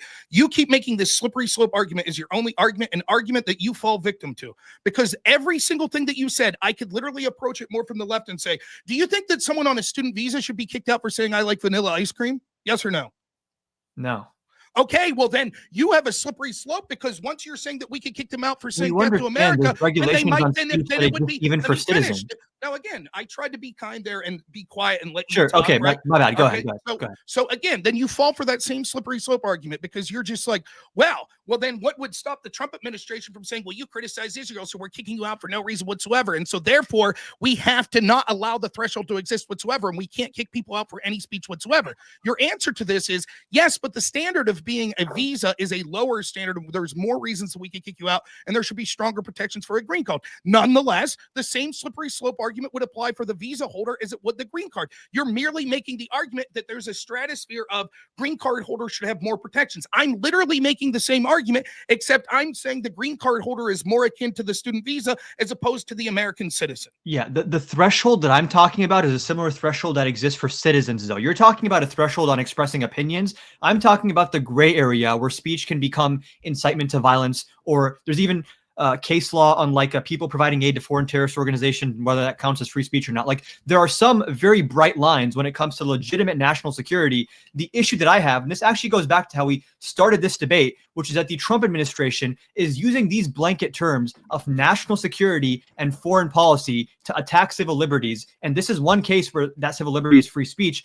There's other cases where it's the Fifth Amendment, but do you just not on a macro level see an issue with using these types of justifications to not to say, if you say I want to fund ISIS or I want to destroy America, there's a lot more of a clear risk or call to action there versus someone saying I don't like Israel or even I like Hamas. Right. What I'm saying is I do have a problem with the way that Trump's been applying this, and I think that it's overly being used aggressively to criticize Israel. Unconstitutional? I don't know. It would have to determine what the facts are, because the problem is, my gut feeling is that they're probably going to go to the courts, and the court's going to say you need to have more specific bright lines, and some of these individual people might not meet those bright lines, and therefore they won't be deported. But I think the courts will ultimately rule that they have the right, that these laws that were cited by Rubio you're complaining about in practice are constitutional. Now, what I'm saying here specifically, though, is there's a fundamental disagreement on the principle of whether or not we should say that we aren't forced to allow guests in this country that are openly espousing hatred against the people of this country. What that hatred could be will be argued differently, and the threshold will be argued differently. Can people take that too far? Sure, of course. But I think that the principle should exist, that there is a certain level that we say this doesn't exist or it shouldn't be allowed. You say, well, you're saying the green card holder is more akin to the citizen. I'm just making the opposite argument. They're a guest. They're more akin to the visa holder. That's it. The only disagreement we have here is you're talking about slippery slope, this, that, and the other when it comes to the green card, but not the visa holder. I'm saying that just like you don't apply it to the visa holder, I don't apply that argument to the green card holder. Well, even with the visa holder, I said if like they can't get deported for like not liking ice cream. I'm saying the Secretary of State. I said the same with the green card holder. No, I understand. The Secretary of State, just like statutorily, has more discretion in the revocation of visas than green cards. That's the only point I think that I'll be borne out. I think the Supreme Court's going to agree with me more on you than this. Having said that, I still stand by my opening statement and criticism here that I think that I have problems with the fact that the bright line's not being espoused by the Trump administration, and my gut feeling says that I think that this is being used to protect Israel, which I feel is despicable. And furthermore, the last thing I'll say about this, though, is I'm not saying you specifically. I work a lot, and I haven't had a chance to look into a lot of these cases specifically, but I am aware that people constantly say, like with Khalil, oh, all he did was say like, hey, Israel's bad. But then I hear people saying, no, he lied in his visa. He was involved in protests that locked people out of certain buildings. He harassed student Jewish. So I don't know what the truth is on that. So when you say, so just real quick, and I'm certainly you can say what you want about this. I can't dispute you. I'm admitting I haven't looked into the facts. Sure. But when you say about other cases like, oh, this poor girl, it's the same as this Garcia guy, where constantly the people whose agenda is to never remove anyone, they're going to paint every single person that's removed as this angel that did nothing wrong. There's another side of the argument in almost every one of these. Okay. When it comes to Khalil lying on his visa application, this is a completely phony allegation that people are making, because basically he did a very short-term unpaid volunteering role for the UN, and he didn't list it. He didn't list it in his work experience, which, why would you list like unpaid volunteering under your job experience on your visa application? That is a supposed lie that he told, where you wouldn't be expected to divulge that unless you're directly asked about it. And then secondly, when it comes to, this is just the agenda of the people that want to bring in all the people and they're going to do whatever. Like, I obviously want to deport people that come in and commit crimes. People that have even come in recently illegally, I want to deport them as well. But regardless, even if you find the most heinous criminal on earth, all I'm arguing is that there are rules and regulations and procedures and processes that are enshrined by our Constitution and our norms in this country, that once you start disobeying them, once you pass that Rubicon, we're in a totally different world now. And the entire macro argument that I'm making about Trump here is that he is using things that might facially seem like, oh, well, national security is important, people can't hate our country, foreign policy is important. He uses these blanket justifications, but the actual actions he is taking under them represent, in my opinion, an existential threat to civil liberties, not just for visa holders, not just for green card holders, but for U.S. citizens as well. It rings hollow to me when we just saw an information that wanted an administration that wanted disinformation panels that was using their agencies and funding NGOs to fight against free speech online, including doing things like censoring Trump me for is opinions. literally suing like a pollster for a poll he didn't like. I don't care. The glass Why do you ceiling's just been not broken. care when Trump's the one doing it? The reason is because we accepted that the government has the right to do things like this. And when people like me were on the victimhood side of it, we were told, shut up, it's not happening. Or if it is happening, it's a good thing. And now as soon as the shoe's on the other foot, it's, oh my God, this is an existential crisis. I agree with you. I think a lot of the Trump speech thing is revolted by like this revenge. Like we were fucked over for so long. Now we have to get them back with the exact same thing they did to us. Again, like also with Harvard, like he's pulling funding that goes to medical research, to one of the top medical research facilities in the country. And one of the demands that the government made to them is that we get to audit your courses and your professors to make sure that you have the right ideological balance. Is that not anti-free speech? No, I think that first off, I think the U.S. government, do you think that the U.S. government, if anytime they fund something, it shouldn't be politically partisan, that's skewed to favoring one side and ideology over another? Say it again. Do you think the government, my tax dollar is going to pay, that our government should have a right to make sure that the money that they're financing isn't politically partisan to an extreme level of one side or another? Partisan implies like party, so sure. Yeah. But like when we're talking about like this professor is too liberal for me, that gets into some very dicey territory. The problem is what we can see with all of this government funding, whether it be through not all, but a vast majority of it, when it comes to like USAID, money going to NGOs. We should talk about Doge more. Shit. Money going to sort of academia, money going to media outlets like NPR, etc. It's almost all universally going to left-wing ideologues. Like, for example, we saw the head of, was it PBS or NPR? I think it was the head of NPR. She testified in front of Congress the other day, and she said, there's no ideological left-wing splint to NPR. And they were like, 90 out of the 90 people that you employ are registered Democrat and donate to Democrats. And she's lying to us and the American people. Because how many MAGA people are like applying to work at NPR? Let me finish, right? This idea that we're constantly told, like, well, no, there's no evidence. Like, what do you mean that Harvard would be too ideologically favoring the Democrats? It's bullshit. We all know it. You know it and I know it. Okay, so saying people are culturally progressive is different than saying they're partisan. And again, like when you bring up the NPR example, how many like blood red MAGA Republicans are applying to work with Steve Inskeep at NPR? Like there's like a correlation causation that's happening here, right? And the correlation, or the causation. How many hard right conservatives are applying to work on Harvard's campuses? The causation, right? Two things to say about this. It's causation, right? The NPR is built up over years and years and years. You can see that Jonathan Haidt, who is a left winger, who I believe at least used to be a registered Democrat, I don't know, he runs something called Heterodux Academy. He's talked about this at university. Yes, it was always like back in the day, a 60-40 liberal to conservative sort of the faculty when you saw these universities. Now we see not only is it like 96% in many of these Ivy Leagues left versus right, but the left have become far more radically left. The same is true of media outlets, right? We could see in places like NPR, we could see that it used to have somewhat of a left-wing spin that was within the realm of acceptability. Now it's radically left-wing and radically pro-Democrat. And the argument that like, oh, it's a violation of their free speech to say like, wait a minute, if we're going to force American tax dollars, which the majority of them at this point voted for the party that you're antithetical to, we have a right to ensure that that money is going for things that are beneficial to the country as a whole and not to attack the ideology of the people that are the majority of this country.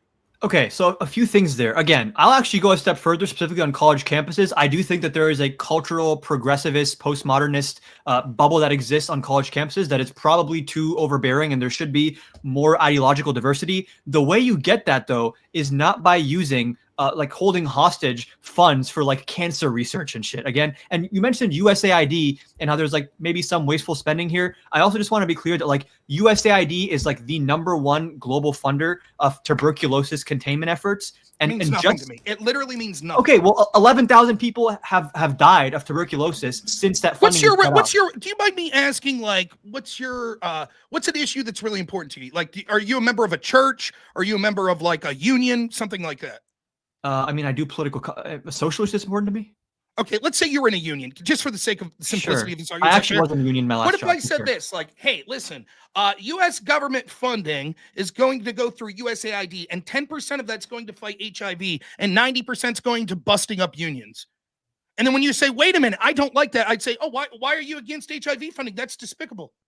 Can't you just draw the distinction that you're against the part that's going to bust up unions and you're in favor of the money? No, because the problem is the way that this money's ran in these bureaucracies, they shift this money around all the time. For example, money that was spent, that was geared for like humanitarian aid in like Thailand or something like that, was actually rerouted by NGOs to create in Cuba a version of Twitter called Zunzania. Right. And the idea was going on again, prosecute the fraud. I haven't seen any prosecutions or indictments on fraud right now. It has nothing to do with prosecuting the fraud. It has everything to do that this money is being earmarked for causes that are antithetical to huge swaths of this country, what I happen to be part of. Let me ask you this. Would you be perfectly fine then if we continue to fund HIV, but take every single dollar that goes to academic universities and send it to Hillsdale and Liberty, and take every single dollar that goes to media outlets and send it to Breitbart and Newsmax? Would you say that's okay as long as we're still funding HIV? No, because these colleges that we're funding are doing like some of the most cutting edge research in technology and medicine. And I promise you, like Hillsdale is not competing with like Harvard or UMich on like medical technology research. Once we start funding them for years, they may be. No, it's also the talent pool that goes there and the network that exists there. Maybe the talent pool will go there more if it becomes more prestigious because there's more money. Okay, well, we can maybe about that. I'm not against Hillsdale or anything, but when we're talking about using federal funding to try to force, and again, like what is the required ideological split? When Trump says Harvard, you need to be more ideologically diverse. Is it 50-50? Is it 60-40? Like this again just comes down to like it's interesting. The discretion of one man gets to determine who these colleges hire, what they're teaching. He's auditing their course curriculums. Like this is it's an interesting threshold argument. I'll give you my answer. $0 to any university in this country. There's my solution. Okay, these are Marxist breeding grounds. These are Marxist breeding grounds that are creating a tier of citizens that think that I and people that I value most are a blight on this. Please let me finish. Please let me finish. They think that people like me in rural America are a blight. They say that we cling to our guns and Bibles. I no longer want to fund the enemy. They should be forced to lose their tax dollars and live off their billion-dollar endowments that they could continue to fund. Why won't they take their endowment to fund this important cancer research? Why won't they if it's so important? I mean, I don't know what their budgeting is. I can't tell you what they spend all their money on. Well, they have double-digit billions in endowments. Okay. So why aren't they using that for the cancer research? I'm sure some of it is being used for the. Okay, I don't know what their specific endowment is being used for, but sounds good. They'll use their endowment. They're saying like, oh, as long as they have some budget left, like no harm done. Right, because these things are earmarked for different things, and again, it seems like you want to engineer culture through government policy, and I'm talking about that's exactly what the status quo was before Trump, engineering culture through government policy and governments preventing colleges from hiring conservatives. No, but they were intentionally funding universities that weren't doing that. Does this policy not have a chilling effect that would prevent Harvard from hiring progressive professors now? Good. That's okay. So we're just saying, like, okay, it's a good thing that it's happening. Okay. Well, I think that it should. It'll have a status quo. It'll have the policy, hopefully, if it's accepted, By the way, I don't know that. I would have to read specifically. The things I was reading on it, it was like, we want to open up your books and make sure that your admissions policies are no longer violating the Civil Rights Act and things like that. Admissions was part of it. Part of it was also professors and curriculums of what they're teaching, which Right, to me because- is a massive overstep. I don't think so, because I think that we have the right. For example, if there were allegations that federal dollars were going to Hillsdale, which, by the way, they're not. Hillsdale is one of the colleges that doesn't take federal funds. But if there are allegations it was going there and part of their curriculum was white supremacy, do you think our tax dollars should go there? I mean, what are the tax dollars funding? The white supremacy curriculum or like medical research? Doesn't matter. The money's going to be fungible. So if we said, if Hillsdale said, listen, trust us, because we're getting hundreds of millions of dollars from the federal government, we're spending that on everything but the white supremacy stuff. But now our money, we're able to finance into the white supremacy. You'd say that's fine. If they're funding like cutting edge cancer research, Sure. then sure, yeah, those people don't I have think you're anything to do full with of the shit. curriculums. I don't think you would think that. I think The you would say medical we should departments not are not even like in the same organization as like the school's curriculum, the people that set the curriculum administrators. So I don't think that that's. I think that even if you somehow would make that argument, I don't know you enough. I think that there would be an uproar if there was federal tax dollars that were if they were going to a going school. to the curriculum that's teaching white supremacy. I'm unimpressed by this argument because I understand that the money's fungible, and so we should not be A lot of these dollars rewarding. are earmarked. We should not be rewarding universities that are preaching hatred and training Marxists that are antithetical to my way of life. I should not be forced to fund that because, trust us, dude, that money's only going to cancer research. That's the same argument. And by the way, how would we know that's true if the government's not allowed to look into it? They can look into it, sure. Okay, so you have no problem with Trump saying, like, we want to look into everything that's happening in this cancer research. I have no department. problem with government audits, but Trump seems to have a problem with it because he fired all these inspectors general when he came into office who were actually identifying like $93 billion in waste. Next question. Are you 100% positive that the money Harvard's getting is only going to cancer research? I couldn't say it with like 100% certainty, no. I would say that there's probably a near 100% certainty. I actually believe $7 billion of the $9 billion goes to cancer research. Okay, so then $2 billion is going to other stuff. What's that going to? I wouldn't know off the top of my head. It could be other important stuff as well. Like Harvard is a elite educational institution. Why can't, again, if this stuff's so important, they could use their wealthy endowments. They could increase tuition. It's some of the wealthiest, most privileged Americans that get to go there. They could pay a little more to go if there. You're saying you don't want to directly fund like sources of like political speech. That's a different argument than I don't want to fund these educational institutions. Period. I do not want to fund institutions that are antithetical and want to destroy my way of life. And you don't care I have what the right to say. I have the right has. to say that, and I hope that what Trump does, I hope that he listens to me because I've been preaching this. All of this argument that Doge can't cut this, Doge can't do that, they're not allowed to do this. What Trump needs to do is take every dollar of funding that goes to any NGO or whatever and redirect it to Christian, culturally right-wing agendas. So, for example, if there's $100 million earmarked to fight HIV, he should send every dollar of that to Orthodox Christians that preach abstinence. That's what he should do. You want to evaluate the efficacy of, legally speaking, you might have a point there that sure, like probably he has a discretion to choose a conservative, maybe not Christian, but culturally conservative. Sure, the executive has some discretion with certain funds that are not Christian. The Catholic charities get all sorts of money for NGOs to bring in illegals. Okay, sure. The point that I'm trying to make here is that when it comes to like sending the funding somewhere else, that's one thing. Doge is trying to just cut some of these funds, which directly goes against the power of the purse. No.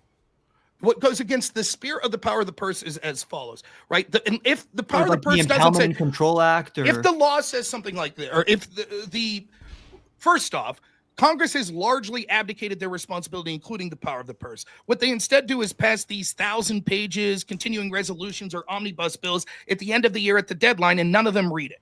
Most of the money that's sent is sort of discretionary, right? So it'll say something like this: $500 million for cancer research, right? It doesn't say $500 million to this department in Harvard, right? Sure. So the problem is what happens is the funding isn't what's the big problem. The problem is the bureaucracy that gets to choose exactly how that funding is spent.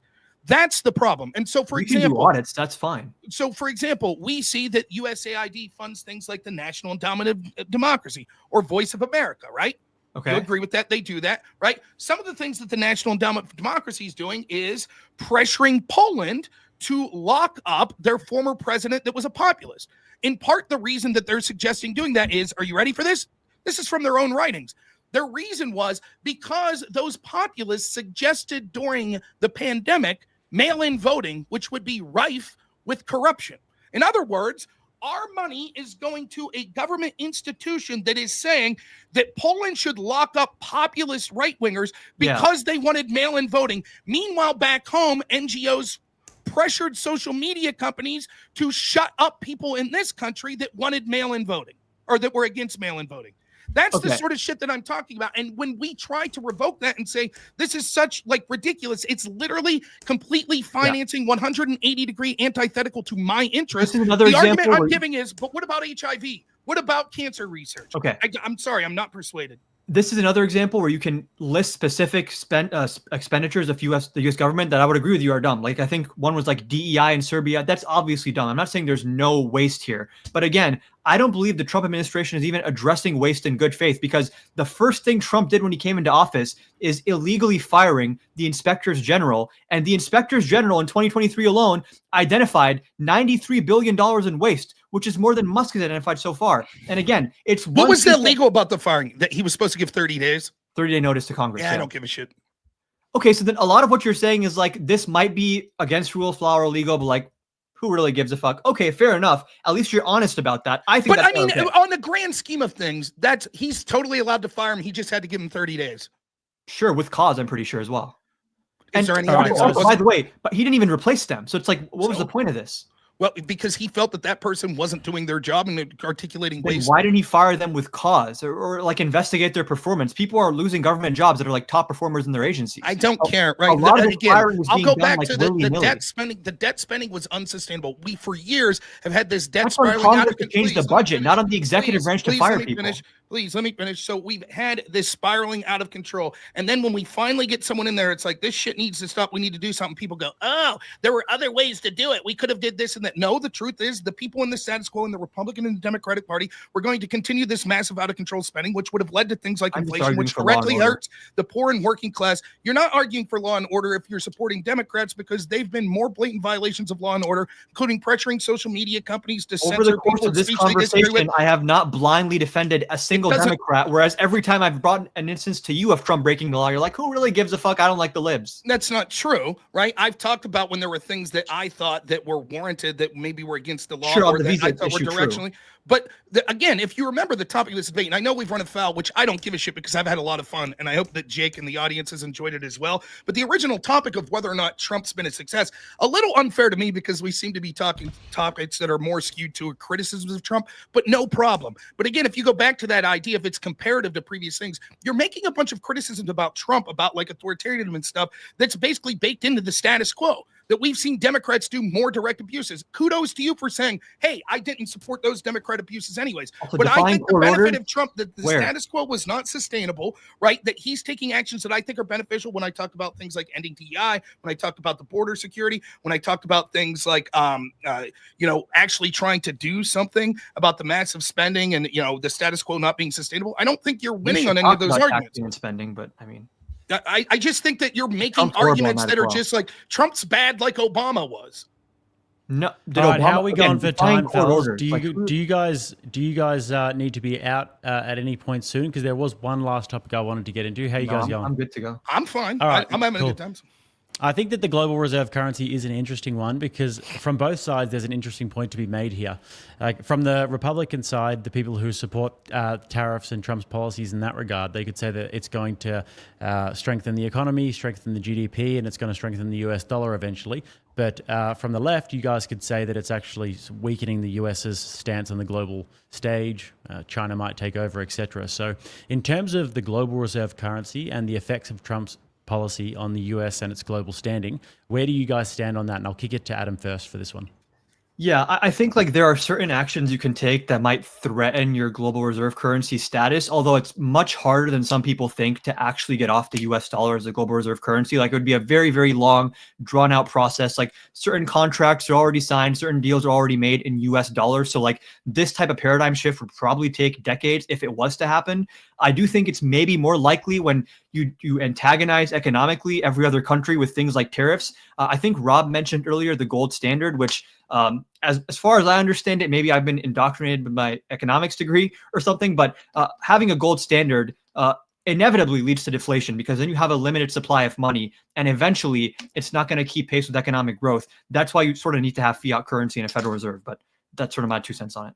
Well, as far as a gold standard, it would also be buttress things like cryptocurrency and things like Bitcoin, which I think would be sort of more ability to be elastic. But there's a reason that gold has always been the world reserve currency, because it's something that is finite, and it's something that doesn't have practical uses in ways that like other things like other precious metals would be able to do. So this is why gold was always sort of the reserve currency that was used. It may take a long while. I can't guarantee this would happen. And let me completely concede that I'm not an expert on this, right? But I think that I'm directionally right on this. But I fully welcome people in the chat being like, well, Rob doesn't. Dude, I'm telling you, I'm a redneck that works home healthcare. But I think that there is a fundamental problem with the United States and what their export is. What do you think the big U.S. export is, Adam? Depends to where. I think it's dollars. I think that what the United Okay. States is exporting around the world is dollars, right? And I think that that fundamentally caused a problem in the United States, which was that it hollowed out the manufacturing sector, and it sort of hollowed out the middle class.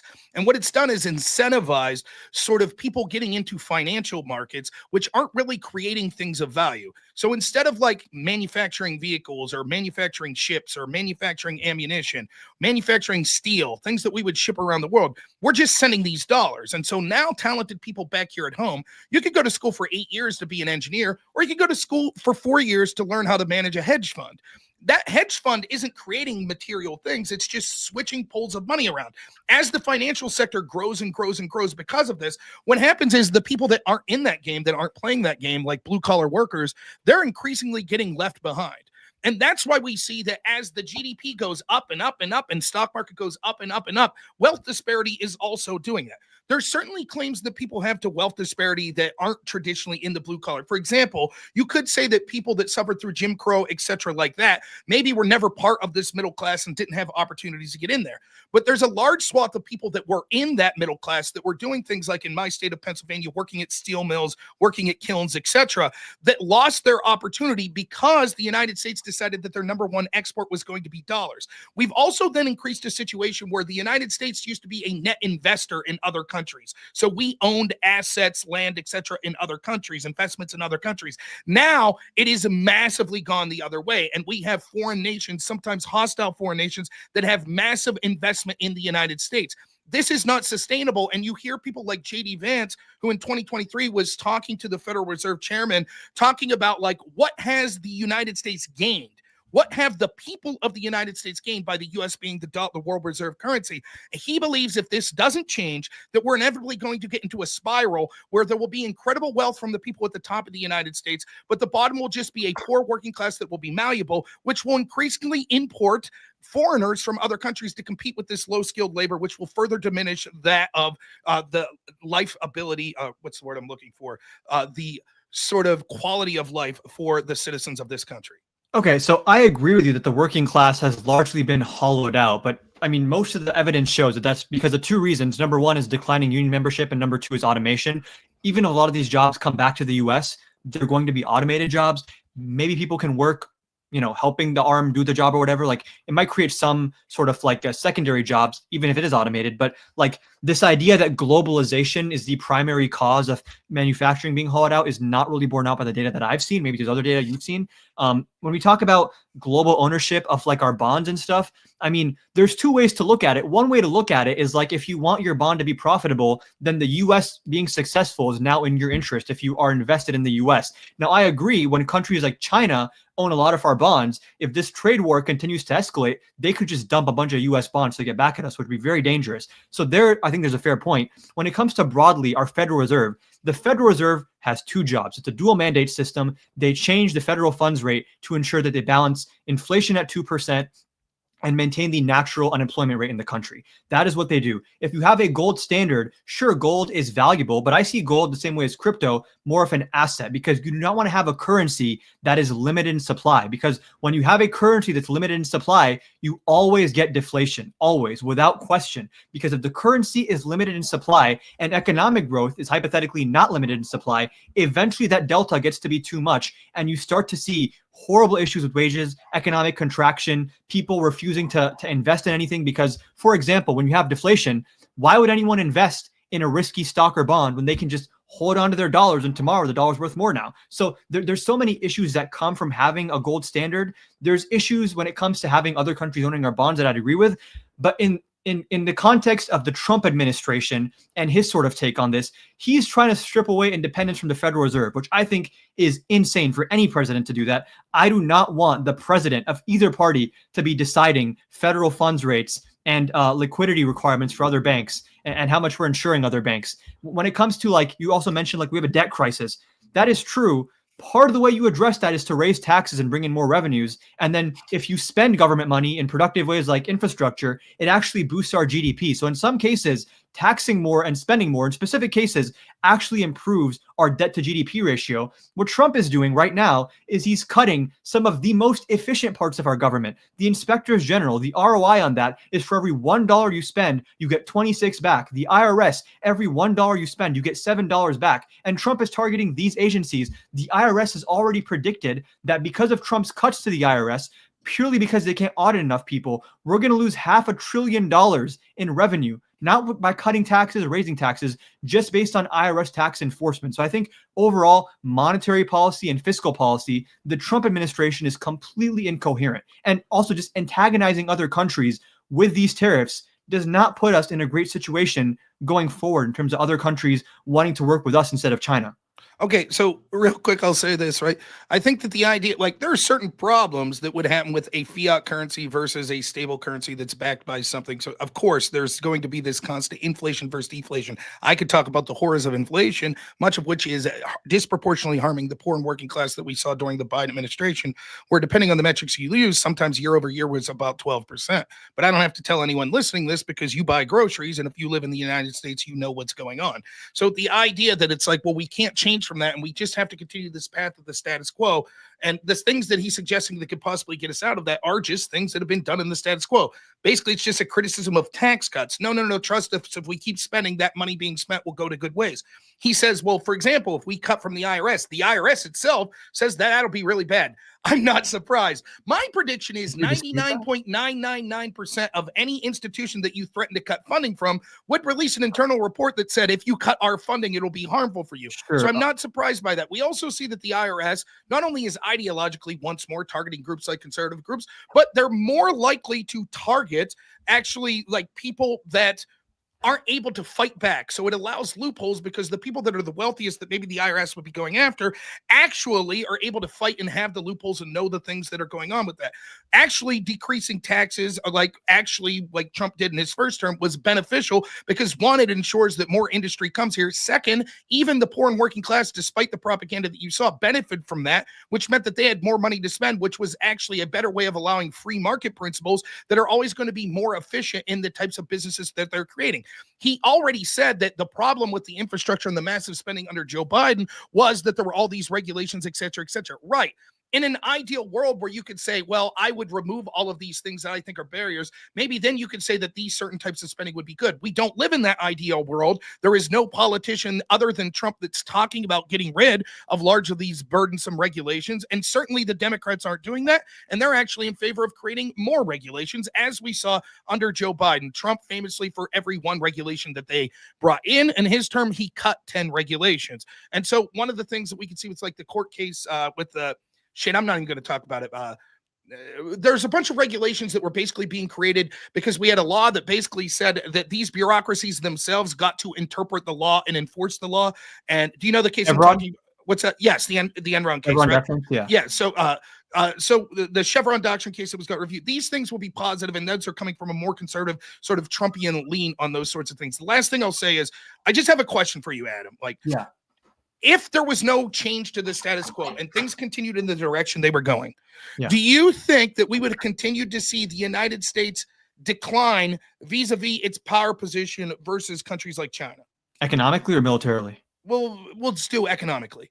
Is China going to keep getting a bigger portion of the pie? By decline, I mean, what China does is to some extent going to be not fully independent, but they're going to make their decisions based on what's good for them. Are you asking if I think that Democrats would have caused the U.S. to like economically? No. Let me say. Do you think? Let's say there's a percentage of global wealth, right? Do you think that China has been getting more? Oh, I don't believe it's a zero-sum game.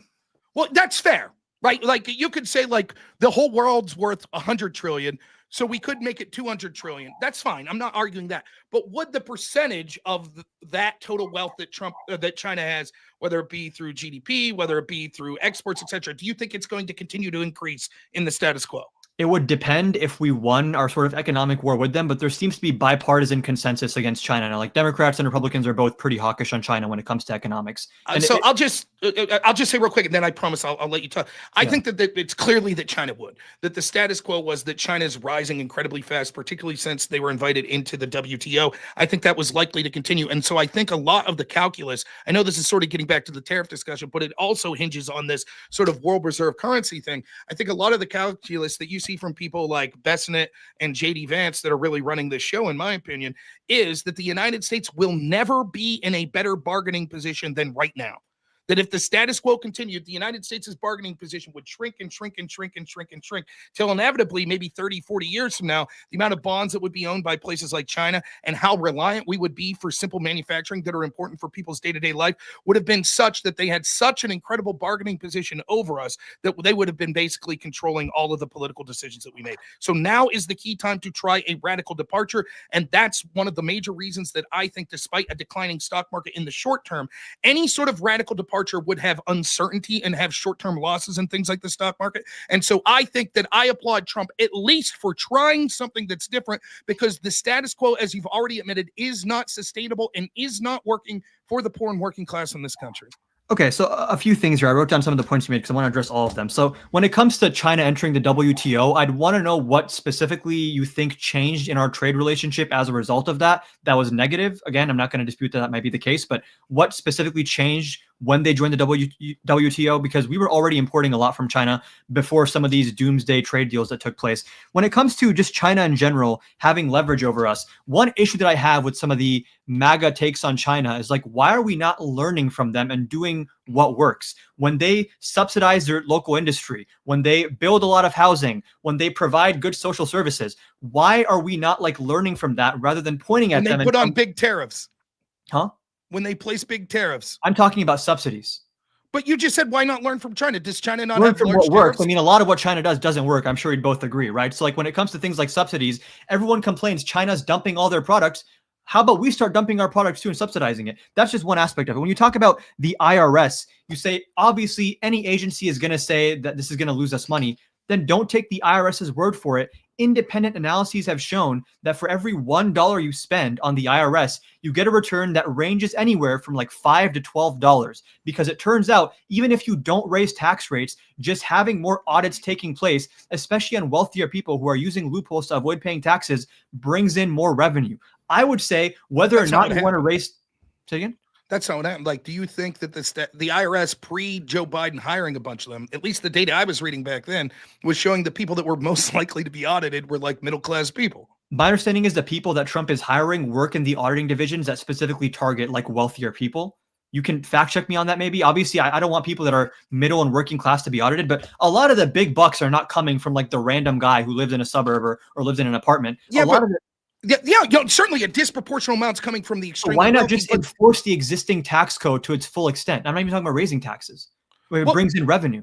Well, who says that? Right. But the problem is, right, the people that are able to find the loopholes, and those are the wealthy. And I could be wrong, but my reading back when Joe Biden was suggesting hiring a bunch of new IRS agents, that the problem was that they were like, well, we need all these agents because all of these wealthy people have loopholes. But then when you looked, it's like, well, the problem is for the IRS, it's so much easier to go after the people that don't have access to those loopholes. So what happens is, if you're a good agent there, here's what's likely to happen. You could spend months and months and months on one case for a really wealthy guy, hoping that you get a windfall, or you could spend each day going after 5 people that are in the middle class, and you end up making more money by going after them because you're guaranteed to win and get that. I mean, so maybe, yes, at the top level, these people are paying things. more, and they're paying more in taxes at the top level. That's certainly true. But when it comes to the need for an auditor, I don't think that those auditors are doing a great job going after the people at the top. Maybe you've seen different numbers than I've seen, but every single independent analysis I've seen is that when you give the IRS more funding, they go after the biggest sources of money to bring in the most money. If you want to say there's different facts on that, people can Google that and figure it out itself. There's extensively researched the returns in funding the IRS.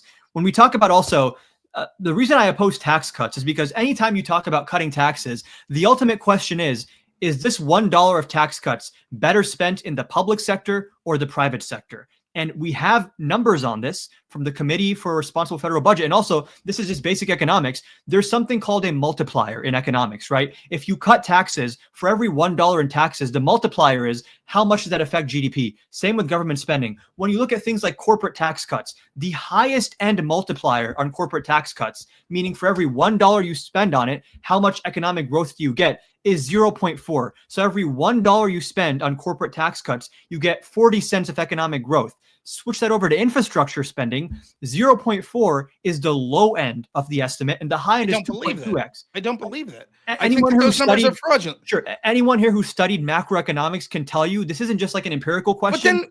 But wait a minute. You just said when we talked I can about explain why that's the case. But just real quick, because you seem to have contradicted something you said earlier. When I brought up, for example, the Biden infrastructure bill, the $47 billion on the road, you're like, well, the problem with that was regulation. But presumably the studies you're talking about are already factoring in those regulations. Yeah, it's high impact when you're shovel ready and you're actually building it. That's when when's the last time that happened? Because hold on, that's when the money is being spent.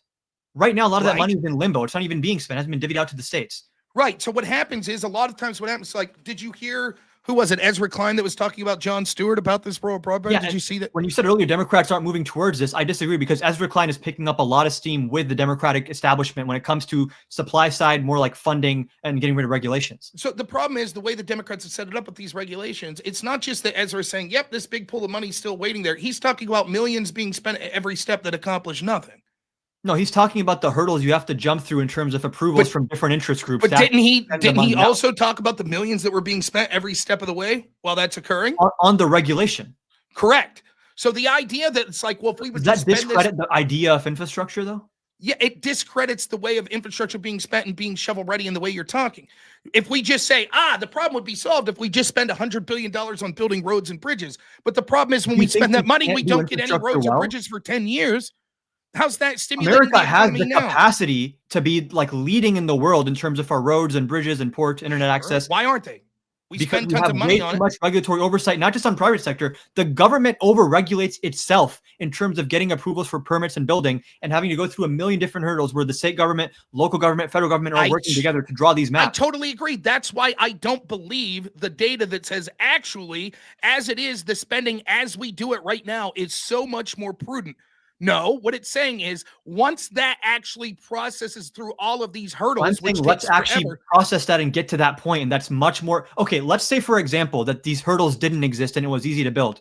The entire idea here is that when you cut taxes, you have no way of knowing how many of those dollars are actually going to be spent versus saved versus repatriated somewhere else. When the government spends money on infrastructure, you know for a fact they're going to hire contractors. Those contractors then have to buy materials. There's always going to be a greater multiplier on government spending than on tax cuts, because government spending is inherently going to be accomplishing a certain goal in the immediate, whereas tax cuts can be saved. Let's test that. How'd the PPP loans do? How'd the stimmy checks do? What do you mean, how'd they do? They boosted How'd they demand? do? That was government spending, so that must have been a massive boon, correct? They boosted aggregate demand, sure. Okay, so what really happened was there was like hundreds of billions of dollars of fraud.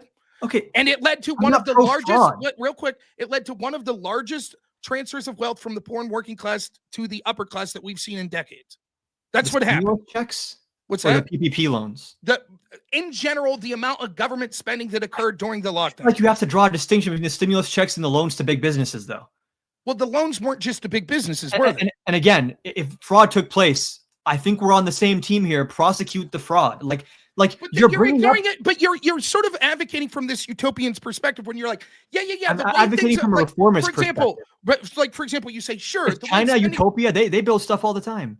You say like, yeah, sure. What we should do is we should just do the spending and it'll all be good. But yeah, the way it's played out as we've done that is that it doesn't work because of all these regulations. And then, the PPP loans and that government spending, that was all good, except that like 20% of it was fraud. So yeah, we should go after the fraud, but still that's good. What I'm telling you is this occurs all the time. You say just spend, give the government more power. And increasingly when we see the government spending, debt goes up, wealth disparity increases, inflation increases, poor and working class pay the brunt of it. You did the exact same thing for the tariffs where you said, sure, some of the stuff Trump did with tariffs might have been dumb, but I think ideally the tariffs can be used this way. And I took your argument at face value. I didn't hold you to account for procedural delays or hurdles that are faced in practical reality by the sitting administration. Like I've said, I'm critical of regulation that prevents infrastructure from being built. California was supposed to have high-speed rail a million years ago. They don't have anything yet. But does that mean I now don't want high-speed rail, or that I want to reform the system through which it's built? We did an interstate highway system. We had a New Deal. We've built a lot of stuff before. We have the ability to do it. China is no utopia. China has, in some cases, breathtaking, amazing infrastructure. And I think if you want to, win against China on the world stage, part of that is maybe saying we have the best roads, the best bridges, the best schools. We actually take care of our workers. We have strong unions. And a lot of that comes from government intervention and fiscal stimulus. Is there fraud? Is there overcorrection? Yes. But that is not going to exist as some kind of counterfactual to invalidate the entire theory that the government can stimulate the economy and direct economic growth to maximize public welfare. I disagree. One, I think that we could, with the insane amount of growth that we've had with the government, and the problem is we have you correct me if I'm wrong, I believe we have the largest government when it comes to people that are employed in the history of the world. I'm pretty sure. Is that sure. true? Yeah. It is blown out of proportion. It's a similar problem you see at universities, where as more and more spending gets put into it, what happens is it's not that they're hiring more professors, it's they're hiring more administrators. I agree. We have a bureaucracy problem in the country broadly, corporate and public. So what happens is, we have to look at how things apply practically. When you say, well, look, you said that about tariffs, I don't like some of the way they're applying. What I'm saying is certainly there's room to criticism. If these tariffs would go into effect, or even the way they're being suggested, we could talk about the pros and cons of it. I think that it's better than the status quo, though, because I've seen the status quo as a failure, and you concede we have no idea what the outcome of Trump's tariff plan will be. I think that it'll end up slightly better for the United States because there will be negotiated deals. I would bet money that it wouldn't, but I don't know. We'll see. I don't think it'll be as good as Trump's saying, but I think it'll be. But I'm not sitting here with 100% confidence, but I applaud him for trying something because I think the status quo wasn't. When I'm talking about the sort of spendings you're talking about, we're not talking about hypothetical. We're talking about, okay, these sorts of things have been occurring year after year after year. We spend more and more money, our government, including on things like infrastructure, and we can see the results. When we actually spend it, we do great. The results aren't panning out the way. So if you're saying, no, I'm cheering for a politician that wasn't and didn't have a chance to win, and this is the politician that I want, and here are the proposed regulations, that's fine. You could make those sorts of arguments. I think that what we see, though, there is a proclivity amongst government that the more you spend, it becomes self-fulfilling and self-grows, and that means that it's going to have more and more money, more and more regulations. Yes, things were different in the 50s with the interstate highway system. We can't even build high-speed rail now, and it's going to take radical change. And from a departure of a Democratic Party that wants to spend more, the best chance of infrastructure spending that would be useful would be under a Trump-type presidency. Democrats that are doing what I've said. Josh Shapiro was able to rebuild some bridge or some shit in 2 weeks because he went over all the regulatory hurdles and declared an emergency. So there are case studies. And again, even with the infrastructure bill, one of the freeways that I drive very frequently on my way to boxing practice was repaved 2 years ago. It is now the smoothest freeway anywhere near me. That's anecdotal, sure, but I'm saying But do you understand what I'm saying? I'm not suggesting don't build roads. I'm suggesting when you say the alternative to cutting taxes is building roads, that's the alternative that I would like to see is reforming government, reforming bureaucracy. And again, even when you talk about, I agree, there's bureaucracy in academia, in the corporate world, and in the government. But Trump is not going in with some fine-tooth comb to figure out who's doing important work and who isn't. He is sometimes firing the people that oversee our nuclear stockpiles. He's firing people that are administering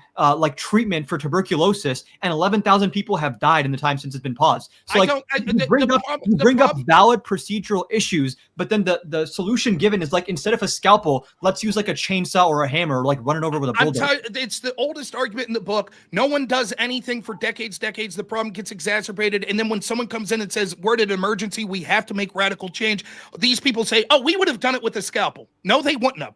Thank God that Trump's at least trying to have radical change. Will that result in some things being terminated that were actually net beneficial? Sure, but the alternative is worse, and we don't have time to sit here and go, let's go through every program with a scalpel. We don't have time. The debt is spiraling out of control. People, the working class in this country, are suffering. The United States is going to continue. The United States is going to continue to lose its bargaining chip. No, instead of raising revenue, I think we should cut spending. Yeah, but that's going to decrease the deficit. But the debt is how do we pay that down? We have to raise revenue for that, don't we? Well, if we cut spending, then a bigger proportion of the revenue we had would go to paying down the debt. Okay, but like realistically, with the numbers we're talking about, especially when the Republican budget is going to have like a $4 trillion or $5 trillion deficit added, so I'm sure you would probably say they should at least be cutting more than what they're cutting in the current plan. Valid criticism of the Republicans, absolutely. They Okay. always talk about being fiscally responsible and then spend out the wazoo. Yep. Okay, so my question to you, I guess, is we probably just have like a very fundamental disagreement on like basic economics. Like, do you support, like, you said you care about income inequality? Am I incorrect in hearing that from you? Yes, I think it's something that should be Do you addressed. think we should cut corporate tax rates or like income taxes in the top brackets, like people making over 600K as individuals? I'll be honest. Like, I have to think about it heavily. I am not predisposed. I'm more now in favor of sort of a progressive tax rate than I would have been 5 years ago, where I was more libertarian adjacent, right? Okay. So I'm definitely open to that, right? I think that one of the things you said has some truth that rang to it. Was like, it's not even a matter of creating new taxes. It might be a matter of enforcing laws that are on the books and sort of closing sorts of loopholes that occur. I think that probably we'd be better with a different tax system altogether, maybe eliminating the income tax. But right now, I think that an argument that people need to deal with is like, there are like, what is it, like the carried income tax or something like Carried that? interest loophole, yeah. There are people that are paying less than your average Joe Schmo worker when it comes to percentage, and I find that to be absurd. And a lot of billionaires, they take out loans leveraged against their stocks. They don't have to pay any tax on that, and they're spending it for whatever. But would you agree with this? Back when people tout like, well, we used to have a higher like corporate tax rate back in like what, the 60s. Oh, we had like 90% top in the. But no one paid that, right? And also, it was like we were heavily industrial because it was post-World War II, so it's not analogous. Yeah. So the problem is like to say like, well, look how things were when we had this 90% tax rate. Things were different because we were 90 is way too high. And no one paid that. I agree, right? Yeah. So like the idea that you see from these radical lefties, it's like, well, anybody, very small minority though, I will say.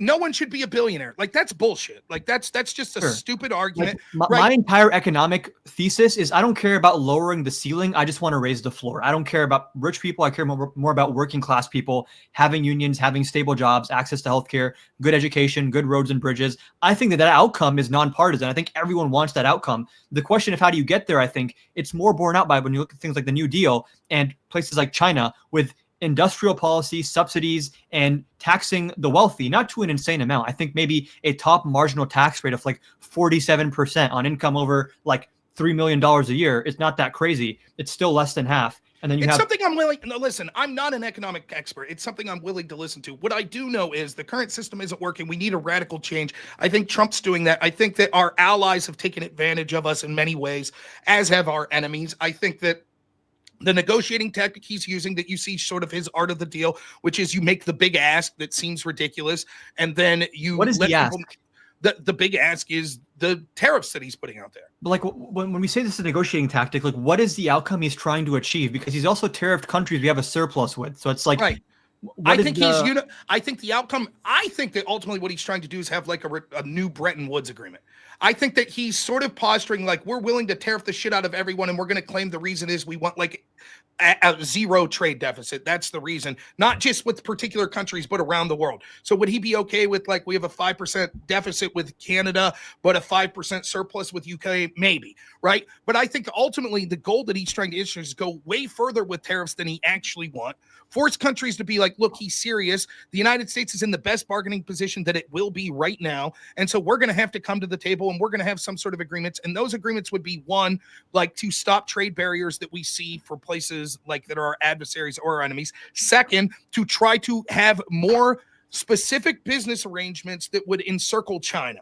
Right. So try to get people to stop engaging with business with China and more with the United States. And then third, I think to have individual bilateral agreements with countries on specific deals. Like we agree to buy so much of your rare earths if you agree to buy so much of our oil, etc. That's what I think ultimately his goal is. Okay, just on a quick note, I think multilateral trade is typically better than bilateral trade. But some of the main points you brought up, like specifically like trade deficits are not inherently a bad thing. Like we have trade deficits sometimes with very poor countries that just produce stuff that we consume because we're a richer country. I agree with that. We consume more stuff. I have a trade deficit with my local grocery store because I buy from them. They don't buy from me. It can be an issue, again, with places like China when there's national security involved. But as a broad economic matter, trade deficits are not inherently bad. When we talk about, can I say real quick? I don't disagree with that, but I'm saying that's Trump's starting negotiation position. He's saying that, right? Okay. So if you're if you're Australia, might you not be thinking like, holy shit, even though there's a surplus, which I'm taking your word for that, but I think that sounds right? Yeah. That the United States has a surplus with Australia. You're like, what the hell is this 10% tariff about?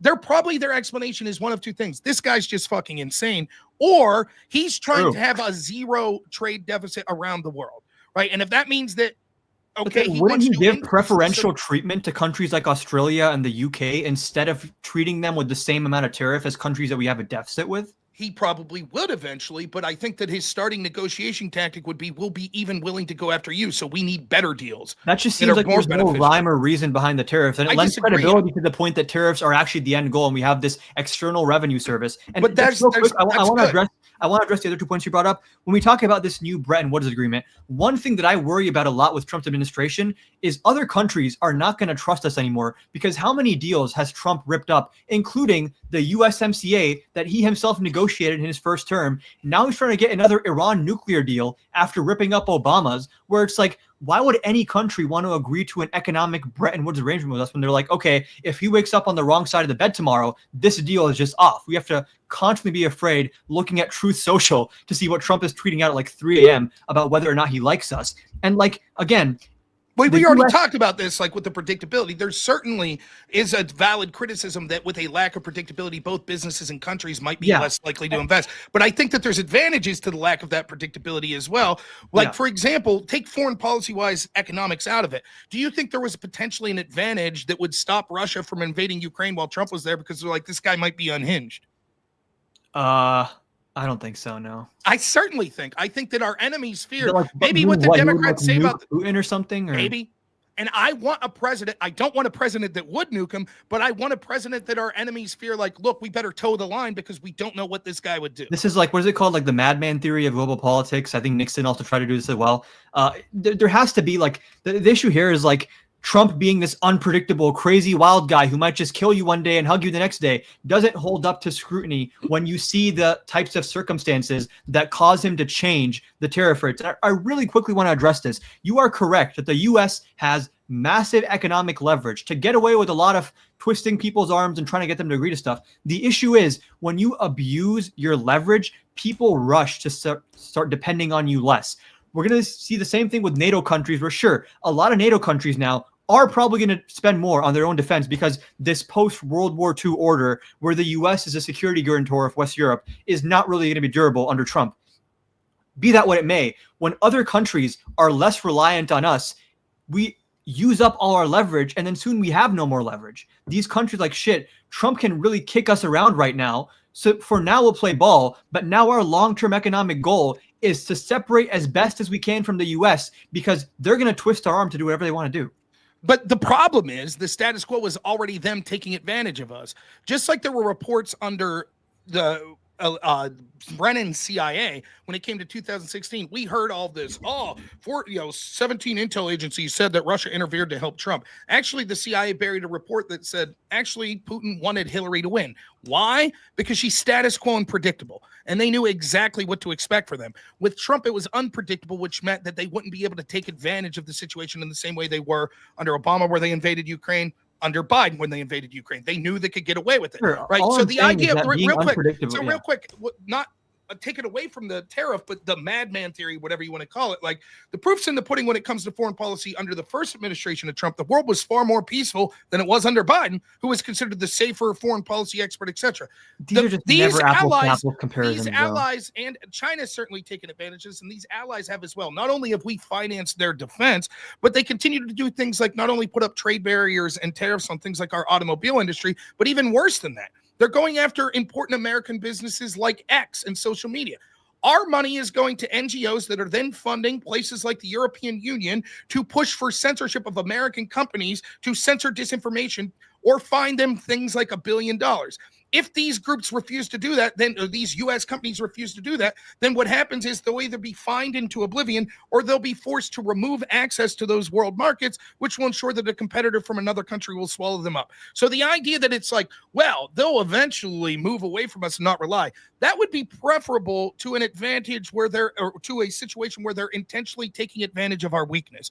So we have the upper hand with most of these countries, though. Then why didn't Biden stop them from censoring places like X? X. Well, we're talking Last about points, trade guys, right and now. then We're we'll talking about move into places closing like X. statements. I know social media companies have had issues expanding to markets like China. That's sort of a separate issue than like trade Well, it's deficits business. and tariffs. It's business, but there's a lot more private sector involvement there than when we're talking about tariff policy and the president's sort of like disposition towards the global I think that community. speaks to a trade barrier like that would be similar and akin to the things that we're criticizing with tariffs. If you have foreign nations that are supposed to be our ally that are basically fining U.S. companies, like one of the big things that was the agreement with sort of the old order of the United States, like post World War II, was this idea: if it's good for GM, it's good for the United States. So when we did color revolutions in South American countries or in African countries or in Middle Eastern countries, one of the things that happened was U.S. businesses got access to those marketplaces, but the argument was it benefits the people of the United States. It benefits those businesses.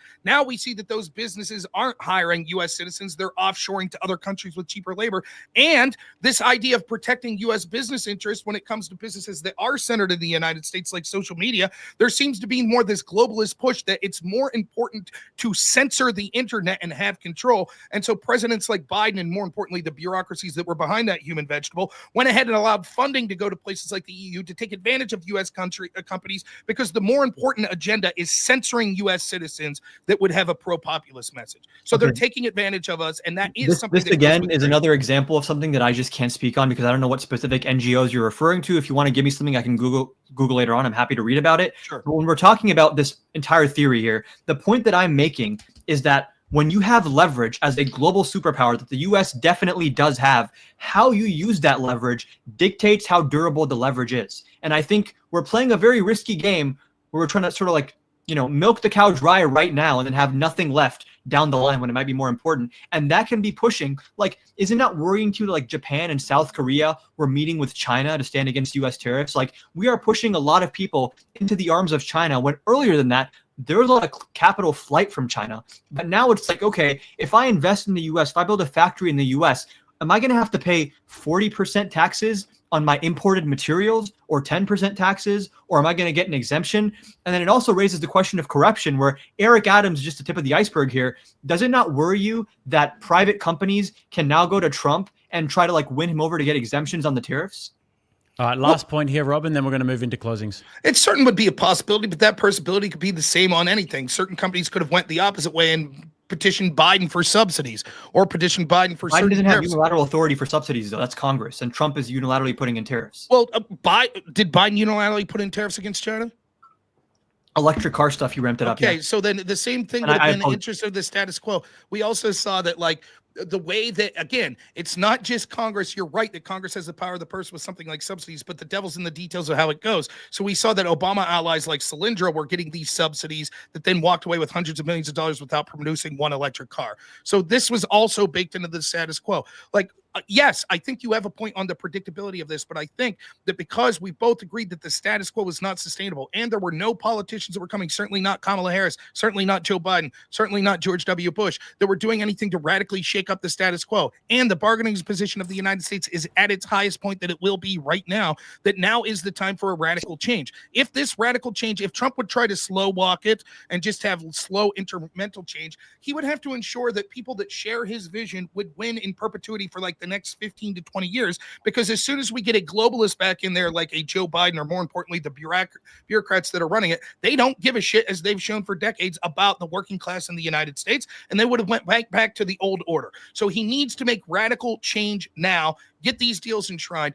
Will it work? I don't know. I think it'll not be as good as he says, but it'll be better than we had in the status quo, which still, unfortunately, I don't think will be enough to save us in the long run. But it could be the start of radical change that would lead to that.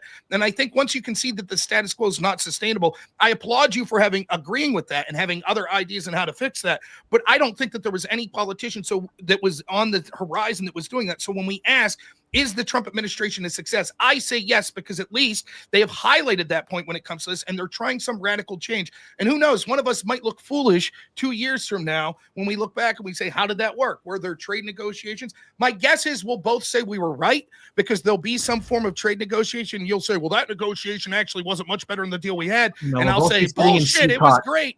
And then you and me will both be sitting in CCON. You're like, damn, Adam, you were right about that. Well, maybe guys, you, I'll schedule the debate for 2027, There you the go. rematch, Rob and Adam. Guys, this has been an absolutely fascinating debate for me to listen to, and the chat has been absolutely on fire tonight. You guys have both been on fire as well. I appreciate the good faith debate. You guys handled the interruptions really well and everything. So yeah, that was fantastic. I really enjoyed that. In the chat, guys, we've got a poll going, which is, has Trump's term been successful? We did a poll at the start as well. So after this, after the closing statements, I'm going to let you guys know the results of both of those polls. We have got about 8 super chats, I think, to go until we hit that goal. So if you guys want to help hit the goal, you can. Appreciate all of the Griff support tonight. That's been great. So Adam, normally we keep it about 2 minutes or so, but you can go a little bit over if you need closing statements. Adam, go for it. Sure. So I would say overall, when it comes to the second Trump term, obviously a lot is still an unknown. It's only been a few months, so there's going to be a lot more to talk about as time goes on. Based on what we've seen so far, I think that the number one issue that I have with this administration is the erosion of civil liberties. It's pushing the envelope little by little forward, saying like, okay, this specific person doesn't get Fifth Amendment rights. This specific person doesn't get First Amendment rights. And it becomes a slippery slope where eventually we have situations where, again, like I asked Rob about this earlier, under the Trump administration's stated position, there is absolutely nothing preventing them from sending a U.S. citizen to a foreign prison as long as they can do it before a judge finds out, because then it's just foreign policy and the judge can't do anything. Are there instances of administrations in the past abusing their power? Absolutely. Should we have held them accountable? Absolutely. Is that the exact same apples to apples comparison as Trump willfully, knowing he's breaking the law, knowing he's defying the courts, doing something? No, because I think that indicates an authoritarian disposition in how Trump views government. Trump does not like to take no for an answer. When he wants to get something done, he will pull every string at his disposal to get it done. Some people might say that's super effective governance. I would call that more so antithetical to the country and what we stand for. Same goes for the First Amendment. I think if you're on a green card, you should be able to say, I hate America, I hate Israel, I love Israel, whatever you want to say, if you have legal permanent status. And even if you have a visa, maybe if you're calling for something where you can prove in court this is a threat to national security, fine. But even there, I think once you start saying certain people don't have the access to political speech, you've opened a Rubicon, you've opened a Pandora's box that I think is very worrisome. The current regulations that we have on speech are specifically pertaining to other crimes like conspiracy or specifically calling for violence. That is an entirely different category in my eyes than regulating political speech and opinion, which to me is something we should never, ever be touching. When it comes to trade and Trump using American foreign policy might, when it comes to not just China, but also other countries and other groups like the EU. I think it's true that America does have a lot of leverage, a lot of power, but what we do with that leverage and power influences how much of it we're going to have going forward. And Trump, to me, it's like he's trying to cash out on everything right now. The US president has a very wide margin of error for the mistakes they can make because we do have a massive economy, a massive military, a massive influence on the world stage. So there is some margin of error of mistakes you can make before it's catastrophic. And it seems to me like Trump is trying to use up that entire margin, use to the full extent possible the leverage that the US has economically, militarily. We're talking about possibly war with Iran, which I'd be against. He said he's going to strike Iran if they don't do a nuclear deal with us, which I think is insane. So sort of across the board, and I know we didn't get to talk about foreign policy a lot, but across the board, I think what Trump represents is antithetical to our Constitution, to what it means to be an American president, to our basic checks and balances, power of the purse, judicial review. And I think also, even if you put aside the abuses of power and the blatant corruption in the case of Eric Adams, the actual ideas are not very good either. And in many cases, he doesn't even know what the ideas are because depending on which advisor he spoke to most recently, the entire rationale is going to flip on a dime. All right, so Rob, we're going to go to your closings and then we're going to read some super chats and look at the results of the poll. Just on an idea of success, if we're comparative to the previous administration, the idea that he's talking to different advisors, I guess, is better than not being able to talk like the human vegetable that was there beforehand. But anyway, so in that, we're obviously doing better and successful compared to the previous administration on that fact. Real quick to answer this corruption stuff, I think that the problem that he's not really illustrating is we had all of these problems and more when it came to corruption in previous administrations, including the execution of an American citizen, which is worse on all levels than sending a suspected MS-13 person who already had a deportation order, who was sent back to his country of origin, and a judge that a Supreme Court ruled didn't have jurisdiction said, turn that plane around right now, and they didn't turn the plane around. It's a joke. They're making this a bigger deal than what it was, and I'm guessing that Adam, I don't know if he was streaming back then, but I'm guessing that he wasn't out there raising all of the concerns of civil rights on channels like this and on panels like this when we saw this going from other, maybe you're too young, I don't know. The three things that I think that Trump was a success that I talked about at the beginning, I think we win all of those. I think the border went uncontested. We didn't talk about a lot other than these illegal immigrants. The truth is that we can't sustain having millions of illegal immigrants coming. It's almost fully conceded by my opponent that, yeah, Trump did a great job of stopping that. Great. He just said we're not deporting the right people. One of the reasons the deportation numbers are down is because the deportation numbers previously were fudged, and when they weren't fudged, it had to do with a lot of sending people that were border crossings right then back home. If there's almost no border crossings and you can't count those numbers anymore, then it's going to look like those numbers are down. Though I agree, I hope that those numbers massively go up, and I hope the unpredictable nature of who Trump's going after will force people to self-deport. The second thing is talking about these tariffs. He concedes that the status quo is not sustainable, so we needed radical change. He's unable to provide an example of a status quo politician in this previous election or ones prior to that we're going to have some sort of radical change. I applaud him for understanding there needs to be a change, but I think the best chance of having that change is from Donald Trump. And the problem is, anytime that you're suggesting any sort of radical change, there'll be short-term shakeups, and people will say, no, we have to do this slowly. We have to do it with the scalpel. But the system itself shows that it will fight back against that because of the massive bureaucracy that likes the status quo and the massive wealth disparity and the continuing power for the elites in this country and the bureaucrats in this country. So for those reasons, I think that it'll play off that these tariffs are an effective negotiating strategy and will at least have some benefit. But even if it doesn't occur, at least when the iron was hot, when it was necessary, when it was no longer sustainable through debt and through wealth disparity and the manufacturing sector being hollowed out and having to rely on hostile countries like China for these things, Trump tied his best when the iron was hot in doing that. The last thing I'll say is it's good because we've gone against all these DEI people, all these lefties, all these progressives, exposed the Democrats for who they really are, which is why they're so unpopular right now. And the big part of that is we've gone against the bureaucracy. He talks about what's antithetical to the United States. Want to know what the founding fathers would be appalled by? The massive bureaucratic state that was actually running the country, the lawfare that was against duly elected people like Donald Trump. That's the sort of things that they would have been outraged by. So I'm not saying that you can't nitpick and say Trump should have turned that plane around. That's a threat to our constitutional order. But when the alternative was that this constitutional order was actually just bureaucrats that overran it and were hiding behind the law and saying that it was legal for them to do these things, activist judges, activist FBI, etc., that alternative is far worse to the spirit of what the founding fathers wanted. If we want to get our country back from these unelected, unaccountable bureaucrats, Trump is the best chance we have to do it right now. I applaud him. He needs to go further. And so for those reasons, I think it's a clear case that Trump has been more of a success than failure, because the only reasons he's talking about that we can see was baked into the status quo with people like Obama and Biden. All right, fellas. Well, at the start, we said with the poll, has Trump's second term been a success? 77% said yes, 9% said no, and 12% said that they were unsure. And at the final poll, it is yes, 75%, still 9% for no, and then unsure was 14%. So it looks like maybe Adam pulled a few people into the unsure camp at least, but you both did really well, I thought. So let's get into some super chats now. We're going to pump these out. The chat was absolutely clutch. Came in with the super chat goal towards the end there. Straight Ripper 93 said, "Hey Libs, you can't have an open borders and a nanny welfare state." John Dinan said, for $5, we need a super chat goal set, and we did for Jake to have a hairline transplant trip to Turkey, which is fair. John also said the snake needs his palms greased for super chats. Chat, you know what to do, and they did. Lazy Eyes sent $5. James Bradley for $20 says, been given my money to NUFC lately, but I need to support the snake up the tune. What's NUFC? Newcastle United FC, I think that is the tune.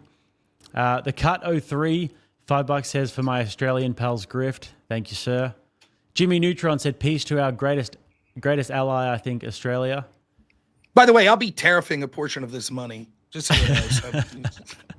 Hopefully it's effective on the world stage and tariffing Australia like that. Colum Ratch for $5 said, the idea that the Constitution extends to everyone on Earth is assassin. Illegal aliens have I believe he means. Asinine, yep. Illegal aliens have no right to a trail. It's just to delay the process. Contemporary Compendium for $5 says, per constitutional attorney Robert Barnes, illegals can be booted out without due process, but they can't be imprisoned in the US without due process. You guys got anything on that one? Yeah, I'm I pretty think sure that's true. I think that's directionally true, and that's what we're I going to think see. because courts have decided that deportation doesn't count as a punishment. So if you're deported, Correct. it's not like you're being punished for doing something. Yeah. All right. John Donner for $20 said, question for Adam. How does the United States government give $6 to $20 million, $6 to 20 million illegal immigrants who came in the last 4 years alone due process before deporting them with courts already backed up? I think we probably need to hire thousands more immigration judges, and in some cases, expedite removal. Like I was saying earlier, when people are apprehended within 100 miles of the border, they can be deported immediately without having their case heard. In some cases, maybe you want to expedite due process in general and how long these hearings go for. But the idea that for the sake of convenience and because there's so many people that we're just going to do away with the Fifth Amendment doesn't make much sense to me. And that point alone, Trump's been a success because the argument is, well, because the previous administration left 12 to 15 million people, and now we have no choice but to hire a bunch of judges, do this, do this, do this. Thank God Trump stopped those people from coming across the border, huh? So I think that it's good that we got the people out of power that were intentionally allowing these people in. All right, last chance, by the way, guys. By the time I get to the end of this super chats, I'm going to let these gentlemen go for the evening. So last chance to get any questions in that you'd like for these fellas. So the cut for $5 says, didn't hear a peep when Obama deported 5 million illegals. David for $5 says, the right of the people to keep and bear arms should not be infringed. Should illegals and foreigners be allowed to come here and buy guns? Adam? You probably should have an ID. I mean, I would also say we need probably more regulation in terms of who's able to buy a gun, like licensing or whatever, but you don't need to be a citizen to buy a gun, I think. Constitutionally, I mean, Second Amendment doesn't specify citizens, so. Rob? I would tend to agree with that. I think that I wouldn't see any sort of law that we should pass that says that a person who's here in good standing that's a green card holder shouldn't be allowed to own a firearm. Yep. Ben for $5 said, I've tried for a month to help Rob pronounce TDA. He refuses to learn. Jake, get him to say it again. We covered that before. Rob, last chance to say Tren de Aragua. Tren de Aragua. Did I get it right? No. Perfect. I don't give a shit. I really don't. Listen, I didn't know that the word slippy wasn't a word until like 5 years ago because I'm a Yinzer. Like I got this Pittsburgh affectation, so I apologize. Yeah, I understand. We don't read and write so good down in Australia either. $5 from Contemporary Compendium says, let's say Trump actually is paying them. Hey, can you send him back to us? No, he's our citizen. What now? Attempt to kidnap a foreign national? Yeah, so the lower court said he has to facilitate and effectuate. So as long as he's making a good faith effort to get the guy returned, and the Supreme Court called into question the word effectuate, but that's still not struck down. It says you need to be more specific on what that means. But broadly speaking, the Supreme Court also said you have to provide transparent updates on the steps you're taking. So as long as Trump made a good faith effort to get him back, that's what I care about. No, what's the word? If I said, hey man, I'll facilitate your transportation to the hotel, what's that mean? Give me a car or something. Right. Facilitate. So if Trump, as long as Trump Send said, the hey, car to me. Well, okay, so if Trump said, okay, we got a plane, if you allow him, we'll bring him back. Sure, Trump's not saying that, though. If he said, hey, Bukele, we're going to send over a plane because they met in the Oval Office and they laughed at the idea of him, like, releasing him at all. He just said, we're not going to release him. There's nowhere in that conversation. They had a circular logic where Bukele said, I don't have the power to do this, and then Trump said the same thing. So it's kind of like a game of hot potato. It doesn't matter. Bukele could say what he wants. Bukele could say what he wants. Like, the problem is, like, you have no idea what if Trump may very well have said, hey, man, it's your guy. If you think he's MS-13, you could do what you want. But if you release him, we'll bring him back. That would fall. How do you know what he told him? Stephen Miller and Trump said it in the Oval Office themselves. What did they say? They said, even if he releases him, we wouldn't bring him back. That's what they said? Pam Bondi said all we have to do is provide a flight. Then Stephen Miller said if he does come back, we can just deport him again. That's right. All of that's true. What's that have to do with not providing the flight or offering the flight? If Trump calls Bukele and says, hey, I'm going to send a plane to El Salvador, can you give us Abrego Garcia? I can almost guarantee you Bukele would say okay. He doesn't have to say that. That's not part of facilitating. Facilitating is just offering the transportation. Effectuating, and the lower court has to specify what effectuate means. But they didn't. Yeah, but that's why it was sent back to them. Okay, so then they're not doing anything. Just to be clear, if the Supreme Court said you only have to facilitate, they would have just gotten rid of the word effectuate. They said, hey, you guys have to be more clear about what effectuate means. That's right. Because you're not overstepping. Because what effectuate could mean could be anything from like, hey, we were wondering if you could give that guy back, to we're going to put sanctions on you if you don't give that guy back, to we're going to invade you, right? Yeah. So they're saying, so they want to, the Supreme Court, because they're like, we have no idea what you mean by this. They could then, if she says, well, by effectuate, I mean politely ask, right? The Supreme Court could say, yeah, now that we know what you mean, we still don't think that the Trump They could. I administration mean, has we'd have do to see that. what happens there. Right. So the point that I'm trying to make is, as it legally stands right now, according to these court hearings, there is no proof that he is violating it currently by not Well, facilitating. the court also said he has to share updates transparently on what steps he's taking, and I'm pretty sure the DOJ has shared no such steps with the court. So. Well, I think that they're challenging it. We'll see. But when it comes to the idea of facilitating, yeah. Sure. Well, you can't challenge the Supreme Court. But. Never a good time to move it on, guys. We do need to get through these. Just Gerald became a member, and he gifted almost 100 memberships the other day. So a fine patron of the channel. Guy, We do love Just Gerald. He helps out all of the independent creators around here. The Cut 03 for $5 says, change the name already to Copperhead Nips TV. It's a personal joke we're having in the chat. Emily Autumn for $10 says, W Lord Jake, W Rob, appreciate the use of my preferred pronouns. Thank you very much, Emily. The Cut for $20 said, Dem said everything Trump is now doing since the 90s. Kamala had no policies and raised corporate taxes. Obama deported 5 million illegals. Adam, how can you attack Trump doing what they were talking about with tariffs and illegals? Yeah, like I've said a million times, I'm not against deportations in a broad sense. It just matters how they're done and who's being deported and under what process. When it comes to tariffs, like I also said, when there's national security reasons, like what Biden did with electric cars, there's an argument for it, but as a broad economic policy, it's pretty stupid. All right. Darth Maul became a member. Guys, I think we need about 30 more members, and then we can get some emu emojis in the chat. So we can make some more when we get about 30 members. So it's good to have a bit of a membership drive. Darth Maul said for $5, not sure what the exchange rate is from USD to kangaroo coins, but here we are. Great work tonight, boss. Thank you very much, Darth Maul. I think that, I'm not sure what the exchange rate is either. Just Gerald for $5 said some kangaroo coins for your emu ranch. The emu ranch will be under construction soon. Thank you, Just Gerald. Doc for $10 said for the Find Mrs. Rattlesnake Fund. Get out there, kid. Yep. Hopefully I find a Mrs. Rattlesnake for my emu ranch one day. Vatome for $5 says the only big failure so far this term is Pam Bondi bundling the Epstein files. That alone should have had her fired if Trump actually means business. What do you reckon, Rob? Was that did she bundle that? Yeah, I think it was bad. It was an amateur hour the way she did it. I disagree that that's the only failure. Like some of the people they've appointed, I was very excited with Kash Patel, but then they put this Jensen guy that was one of the premier guys going after January 6 people, right? Like, so the problem is we're so early. And I think even Adam would agree with this. A lot of this stuff's speculative of how it will turn out. For me, as someone who wants corruption dealt with, you could appoint all the people in the world that look good, but if they don't do shit, then it's not a success. So Pam Bondi, I had questions of anyways. Kash Patel, I like. The way they hindered that Epstein file thing continues to be a disgrace.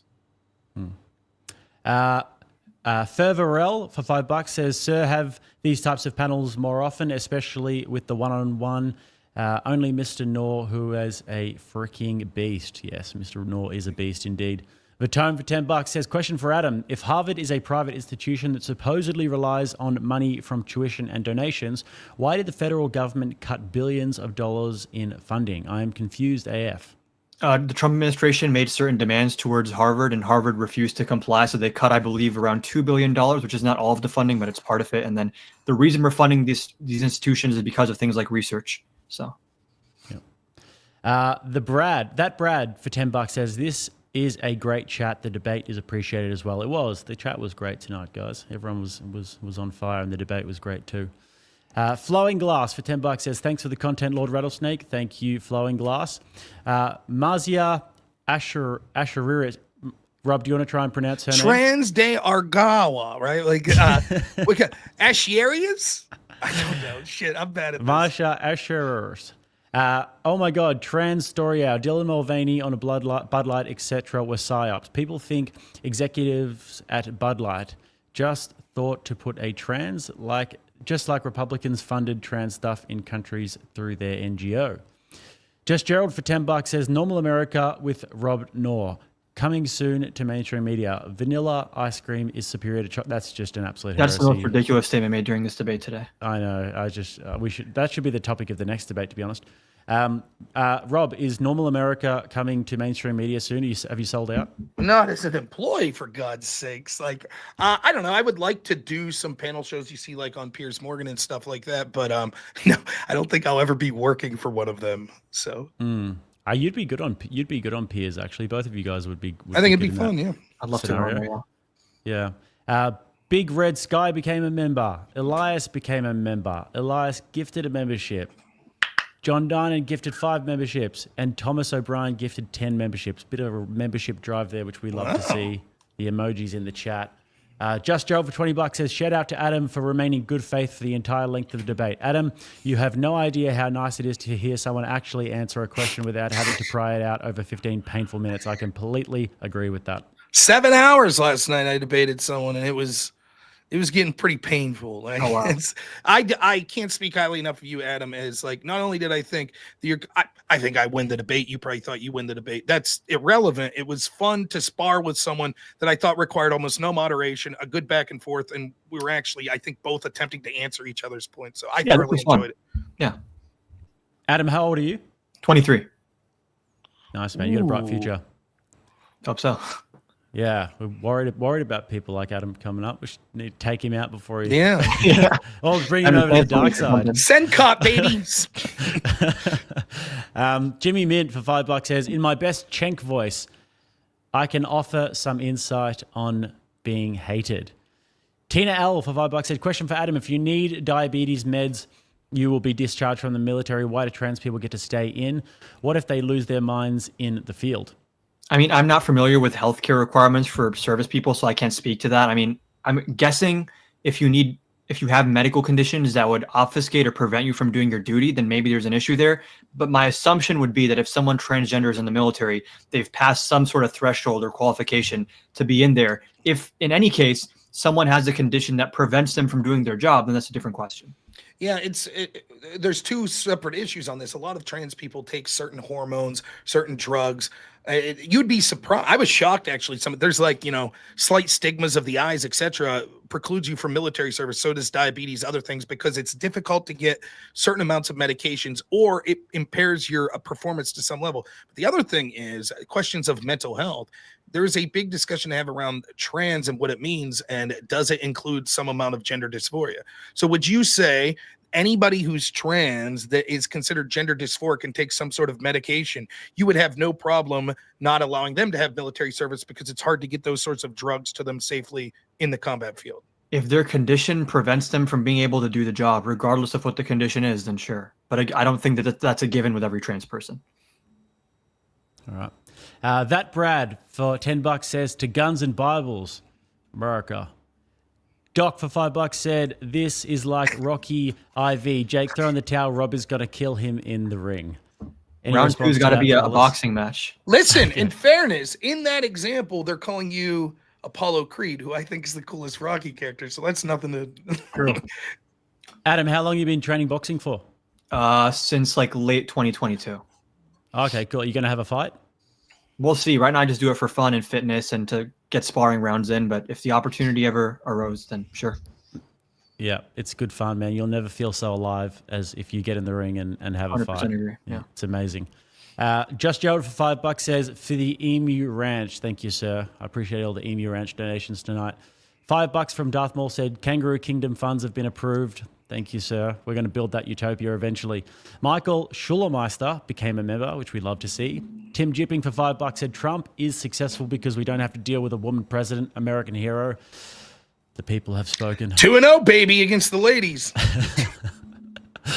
Tim Jipping for $20 said, for the grift. Thank you for the grift support, guys. Tim Jipping for $20 said, do these guys at least agree America is and should be, at least for the present and near term, the greatest country and leader in the world? Do you guys agree? Yeah. Greatest country, I'd say yes. Leader in the world, it's a little more difficult. I say yes in the way that they're asking that. I think that actually it's bureaucrats that are sort of global that are actually the leaders in the world. But if I had to predict one particular country and choose a country, yeah, I would say. Yeah, I would prefer American hegemony to like Chinese hegemony or any other country. So yeah. Yep, me too. And Tim Jipping just sent $20 because he's just a legend. And then $5, he said, you dolts have zero clue on taxes. Keep to making run on sentences, meandering from issue to issue. Never sounding smart about any of them. It's like Tim Jipping was just kind of playing nice, staying behind the jab, and then you put your guard down for 1 second and he throws an overhand right on your chin. So, but he did nail both of our strategies. Like we talked beforehand, it was just like, we don't know shit about anything. We'll just use run-on sentences. So yeah. Good call. And Just Gerald says, kangaroo coins for Rattlesnake Ranch Fund. Do appreciate all those kangaroo coins. Scruffy looking turf herder said, great debate. Thanks, Jake. I thought it was a great debate as well. Tim Jipping sent $50, said, support the supers. Great entertainment. Tim, appreciate all of your patronage tonight. That is very generous of you, my friend. And then we had a super chat goal push. John sent $5. Scruffy sent 5. Tim sent 5 for the goals. John sent 5. Tim sent 5. Tim sent 5. John sent 5. Tim sent 5 goal.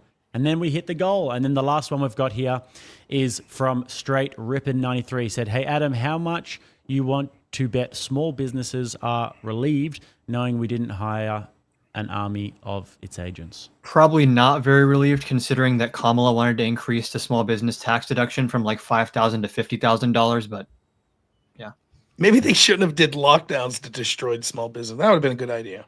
That's another 3-hour debate in itself. I'd be happy to have it with you sure. if you're on that side of it. All right, fellas. Well, we have got all of Rob's links down below, and we've got all of Adam's links down below. These gentlemen are both producing some fine content. Rob, always a pleasure to have you on. Thanks for coming on. Thank you. It was my pleasure. And again, I can't speak highly enough of you, Adam. Anytime you'd want to debate or just have a conversation, totally enjoyed it. Jake, anytime you need me on for anything, be happy to do it. It was a lot of fun. I hope the audience enjoyed it. I know I did. So, my pleasure. And Adam, always good to have you on as well. So I appreciate you guys. Yeah, likewise. Thanks for having me. It was a fun debate. We obviously probably didn't change anyone's minds, including each other's, but it was still fun to have the back and forth.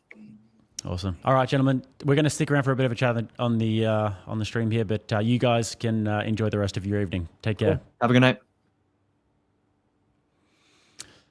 All righty, guys. Another debate down. Good fun. We've got another one tomorrow, guys. So this is a hat trick of debates. We've got 3 in a row. We're going to be having Jim Bob on the channel, and he's going to be debating a guy who goes by the name of Fabian Liberty. And we're going to be doing a debate on Christian ethics versus libertarianism. It'll be at the same time, 7 p.m. Eastern time again. And these guys are really good. I saw Fabian Liberty was on Tim Pool a few weeks ago, and I was really impressed by his arguments, and I thought that he did really well in defending the sort of objectivist libertarian point of view. So I reached out to him and said, if I can find somebody to debate you, are you going to do it? Would you like to do it? And he said yes, took the challenge, and Jim Bob heeded the call. So it's going to be libertarianism versus Christian ethics, and it will be a really good debate. 2 smart guys. Really appreciate all of your support tonight, guys. These debates are super fun. I really enjoy them, and it makes it all worth it when you guys are on fire in the chat as you were tonight. So much appreciated, and I will see you guys all hopefully at 7 p.m. Eastern tomorrow for our debate between Jim Bob and Fabian Liberty. And with that, guys, take care. Enjoy the rest of your morning, afternoon, evening, wherever you are in the world. See you later.